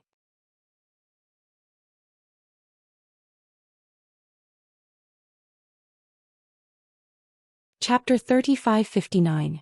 Ji Tianxing had tried his best to reduce the commotion caused by breaking the array forcefully. However, the heaven-shaking, earth-shattering sound and momentum spread out for thousands of miles, and still affected hundreds of guards. Many guards were severely injured by the divine power shockwave while they were unconscious. Their bodies were mottled with blood. Some unlucky fellows were directly killed by the shockwave, their bodies smashed into pieces. With such serious consequences, it was impossible for Ji Tianxing to hide and keep it a secret. He had expected that the divine kings guarding the bottom of the abyss would have sensed something amiss. However, there was nothing he could do about it. He only had two choices. Either all his previous efforts would be wasted or he would give it his all. Fortunately, he had made the right bet and succeeded. The 1,000-foot-long sword of Armageddon accurately pierced the weak point of the divine array and brutally penetrated it. A huge hole had appeared on the 5-colored light barrier, and 5-colored divine power was constantly leaking out. The entire divine array was impacted. The 9 altars connected to the abyss shook violently. Phew. It's finally broken. President Ji Tian exhaled a mouthful of turbid air, revealing a relieved expression.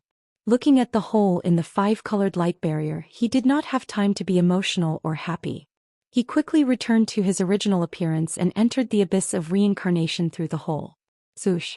After entering the abyss, he used his invisibility ability and tried his best to hide his aura as he flew down. As for the unconscious, severely injured and guards who were gradually waking up, he could no longer care about them. He did not need to repair the hole in the 5-colored light barrier. This was because this supreme-grade divine array had the ability to heal and repair itself. The 100-foot-wide hole was healing at a speed visible to the naked eye. After about 30 breaths, the hole was completely healed and restored to its original state. The sealing divine array began to operate again. Everything returned to normal. At this time, the guards around the abyss woke up one after another. The first to wake up were the dozen or so guard captains who were stronger or had secret treasures to protect them. After they woke up, they looked around in confusion and shock. They saw that hundreds of guards were still unconscious and many of them were severely injured. The surrounding mountains were cracked and countless rocks had collapsed. They were confused and puzzled. What happened? What just happened? It seems like there are fewer guards. Why are there bloodstains and corpses on the ground? Could it be that an expert attacked us and killed many guards while we were unconscious? That's not right. We were all in a comatose state and had no power to resist. If someone killed the guards, they would have killed all of us. But from the looks of it, it's clear that a huge battle has taken place here. Even the mountains have collapsed. Who can tell me what's going on? Stop guessing. Quickly send a message to the immortal general. The dozen or so guard captains discussed for a while but did not have any clue.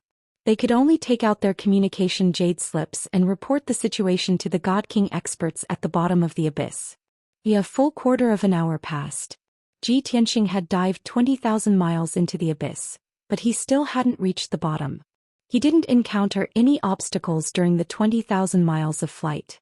It was just that the abyss was filled with gray fog, the temperature was bone-chilling and the surrounding rock walls were covered with icicles. But when he dived down 20,000 miles, he started to encounter obstacles. In the deep abyss with a radius of 100 miles, there were tens of thousands of sabers, spears, swords, and halberds, as well as densely packed netherworld purple fire and balls of soul-devouring blue fire. Those sabers, spears, swords, and halberds were all low-grade king-grade divine artifacts. There were a total of 20,000 of them. Those netherworld purple fire and soul-devouring blue fire were all fist-sized balls. There were as many as 30,000 of them. These two things mixed and intertwined, forming a divine array like a layer of dangerous barrier. If ordinary divine kings came here, they would definitely be frightened by this lineup. Without the strength of a high-grade god king, They would also be unable to pass through the blockade of sabers, spears, swords, halberds, and divine fires. Once they fell into the array, they would be surrounded and attacked endlessly until they were blasted into pieces. Ji Tianxing stopped in midair and used the God's Eye mystic technique to observe carefully for a moment before continuing to dive. Even though this strange ceiling formation looked extremely sinister and terrifying, it was still extremely terrifying. In reality, its complexity and profoundness were not as profound as the ceiling array at the entrance of the abyss. Ji Tianxing only observed for 15 minutes before he figured out the structure of the divine array and found a way to pass through it. Therefore he remained invisible and carefully entered the fire array of the Kenshin swords, shuttling through it cleverly. He successfully avoided countless sabers, spears, swords, halberds, and divine fires. He dived for 3,000 miles and didn't encounter any sabers, swords, or divine fires. He didn't trigger any attacks from the divine array. He saw that if he continued to dive for another 2,000 miles, he would be able to pass through the fire array of the Kenshin swords. At this moment, the thing he didn't want to see the most happened. At the bottom of the abyss, there were 5 rays of divine light flying up from below, approaching at an extremely fast speed. Judging from the energy waves of the 5 rays of divine light, they were all God King experts. Obviously, they were the God Kings guarding the passage between the 2 worlds at the bottom of the abyss. They had received the message from the guard captains on the surface and were about to rush to the surface to check the situation. Most importantly, in a few breaths' time they would meet Ji Tianxing. Although Ji Tianxing's concealment divine ability was very brilliant and his aura was concealed very well. Among the 5 rays of divine light speeding over, there were 4 middle-level God Kings and 1 high-level God King. Yet there was only one correct path to this fire array of the Kenshin swords. If he took a wrong step, he would trigger the divine array and be attacked by sabers, spears, swords, halberds, and divine fires. Those 5 God Kings guarding this place naturally knew the correct path. Therefore, if Ji Tianxing didn't avoid them, he would definitely meet them head-on. Both sides would brush past each other in the space of 2 feet. If those 5 God Kings were a little more cautious and attentive, it was very likely that they would discover him. For a moment, Ji Tianxing's heart was in his mouth again. What to do? How to hide his tracks and not be discovered by those 5 God Kings? Moreover, he had to stay on the correct path and not trigger the fire array of the Kenshin swords. At this critical moment, Ji Tianxing was abnormally calm and instantly came up with an idea. Burial of Heaven, it's time to test you. He used divine telekinesis voice transmission to give buried heaven a few instructions. Burial of Heaven immediately understood his intentions. In the next instant, Ji Tianxing took out Burial of Heaven and let it stop in midair. He hid in the world inside the sword and quietly observed the situation outside. At first glance, there was no change in the fire array of the Kenshin swords. Burial of Heaven was mixed in with countless sabers, spears, swords, halberds, and didn't feel out of place and didn't attract any attention. However, there was still a tiny flaw. This space of 2 feet was the correct path to pass through. There were no sabers, swords, or divine fires originally. Now there was an additional pitch-black divine sword. If a God King was attentive enough and understood the fire array of the Kenshin swords well enough, they might discover the abnormality. Chapter 3560.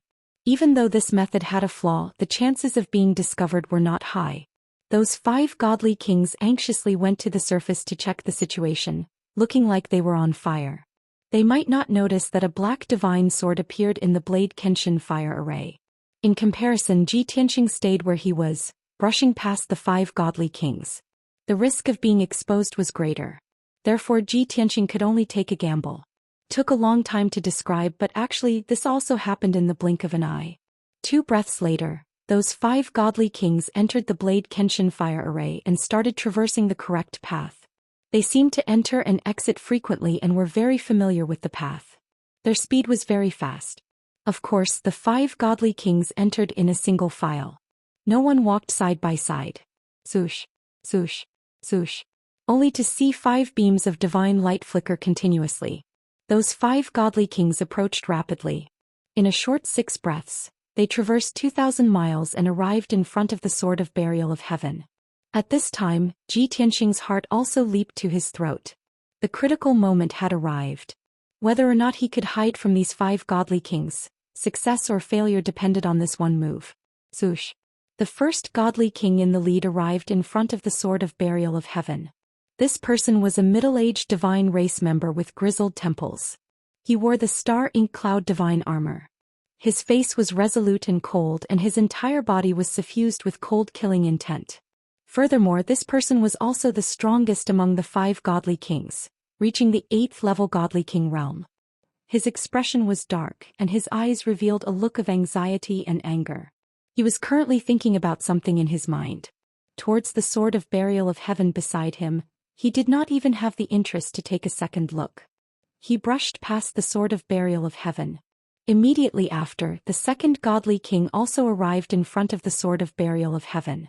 This was a guy whose looks and strength were more average. He only had 5th level godly king realm strength. He followed the leader expressionlessly, looking like he was not worried about anything and was only loyal to orders. Without a doubt, he also did not notice the Sword of Burial of Heaven and brushed past it. Next, the 3rd and 4th godly kings also passed through in succession. They were also ordinary mid-level divine kings.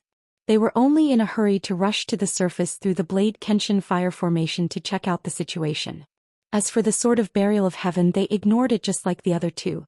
At this time, Ji Tianxing's hanging heart had already settled back into his stomach. However, he did not expect that the 5th divine king would stop when he passed by the Sword of the Burial of Heaven. This was a god king with a thin figure, and even a bit of a protruding mouth and monkey-like cheeks. His eyes were bright as he looked around. There was a strong sense of craftiness in his eyes. After stopping, he turned his head to look at the Sword of Burial of Heaven that was close at hand and frowned in confusion. He vaguely felt that something was wrong, but he couldn't figure out what was wrong, so he frowned and pondered. The 4 god kings in front had already flown 100 kilometers upwards. Noticing that the 5th god king didn't follow, one of them hurriedly shouted, "Skinny monkey, what are you standing there for? Why aren't you following?" The god king nicknamed Skinny Monkey pointed at the Sword of Burial of Heaven and said to that person, "I seem to remember that this position is empty. It hasn't changed for several decades. Why is there a black sword suddenly?" That god king sneered disapprovingly and said, "Shut up. Isn't it just a sudden incident at the entrance that disturbed your cultivation? No matter how unwilling you are, you still have to follow orders. Don't find excuses. Hurry up and carry out the mission. Can't you see that Divine General Tianzhan is in a bad mood?" After saying that, that god king even pointed at the leading god king. Very clearly, that god king wearing the star-ink cloud divine armor was Divine General Tianzhan. Skinny Monkey pursed his lips and said in annoyance, "I have always been obedient and follow orders. How can I not carry out the mission? I'm serious. Don't you remember the situation on this path?" That god king rolled his eyes and said helplessly, "You can't even handle the matters of cultivation. Why are you still remembering these useless things? Anyway, this divine array was set up by the Grand Marshal. Who knows, he might have taken the time to perfect it or change the position of the sword. Alright, I won't wait for you. Take your time to study it. When Lord Divine General is angry and wants to punish you, you can go cry." After saying that, that god king hurriedly followed the team and ignored Skinny Monkey. Skinny Monkey looked at the Sword of Burial of Heaven and couldn't help but scratch his head. He muttered softly, "Am I being paranoid?" After saying that, he hurriedly followed the others and left quickly. After the 5 god kings left the Sword of Kenshin's fire array and flew tens of thousands of miles upwards, Ji Tianxing finally heaved a sigh of relief. Just now, when Skinny Monkey stared at the Sword of Burial of Heaven and asked his companions, Ji Tianxing was rather nervous and worried. Fortunately, Skinny Monkey wasn't too sure. The other god kings also didn't pay attention to such trivial matters. This allowed Ji Tianxing to muddle through and successfully avoid a calamity. Zhou. He left the sword world, put away the Sword of Burial of Heaven and continued to fly in stealth. With the experience just now, he became even more cautious. Moreover, his speed of shuttling through the Sword of Kenshin's fire array was relatively slow. As he moved forward, he had to calculate the correct path and consider the next step. Now there was no need for that. The 5 god kings had already demonstrated the correct path. He just had to follow it. After a few short breaths, he walked out of the Sword of Kenshin's fire array. He continued to descend. There was no obstruction for a full 10,000 miles. Finally, Ji Tianqing reached the bottom of the abyss when he dived to a depth of 30,000 miles. In front of him was a boundless sea of magma. All he could see was slow-moving magma. In the endless crimson magma he could occasionally see a few black spots. Those were reef islands. These reef islands were often made of special materials that could withstand the terrifying heat and magma corrosion. Ji Tianqing stood on a small reef hill and looked at the sea of magma in front of him. He muttered in his heart, 8,000 years have passed, but this place hasn't changed at all. Of course, he remembered that this sea of magma was hundreds of thousands of miles wide and contained countless metals and mineral resources. In the middle of the sea of magma, there was a reef island with a radius of 10,000 miles. The entrance of the passage between the two worlds was on that reef island. There was no need to guess. There must be a large number of troops stationed on that reef island. There were also top powerhouses guarding it. Just now, the 5 god kings went to the surface to investigate the situation. Now there should be much fewer guards on that island. I have to hurry and enter the passage between the two worlds before they rush back. With that in mind, Ji Tianqing maintained his stealth state and silently flew into the sky, heading straight ahead. Originally, there were a small number of powerful divine beasts and a large number of fire spirits in the sea of magma. Back then, when Ji Tianqing came here, he killed 2 divine beasts and refined hundreds of fire spirits. But now, the sea of magma was very calm. There were no signs of divine beasts or fire spirits, and he couldn't detect their auras either. However, in the depths of the sea of magma, there were many divine lord powerhouses mining and excavating mineral veins. Ji Tianqing thought that after the god of the underworld took control of this place, he must have sent powerhouses to eliminate the divine beasts and fire spirits in order to seize the resources in the sea of magma. Wonderful book house. You're tuning in to the Zhou Xian's Legacy YouTube channel. Don't forget to subscribe and join us on this journey to catch the most captivating stories.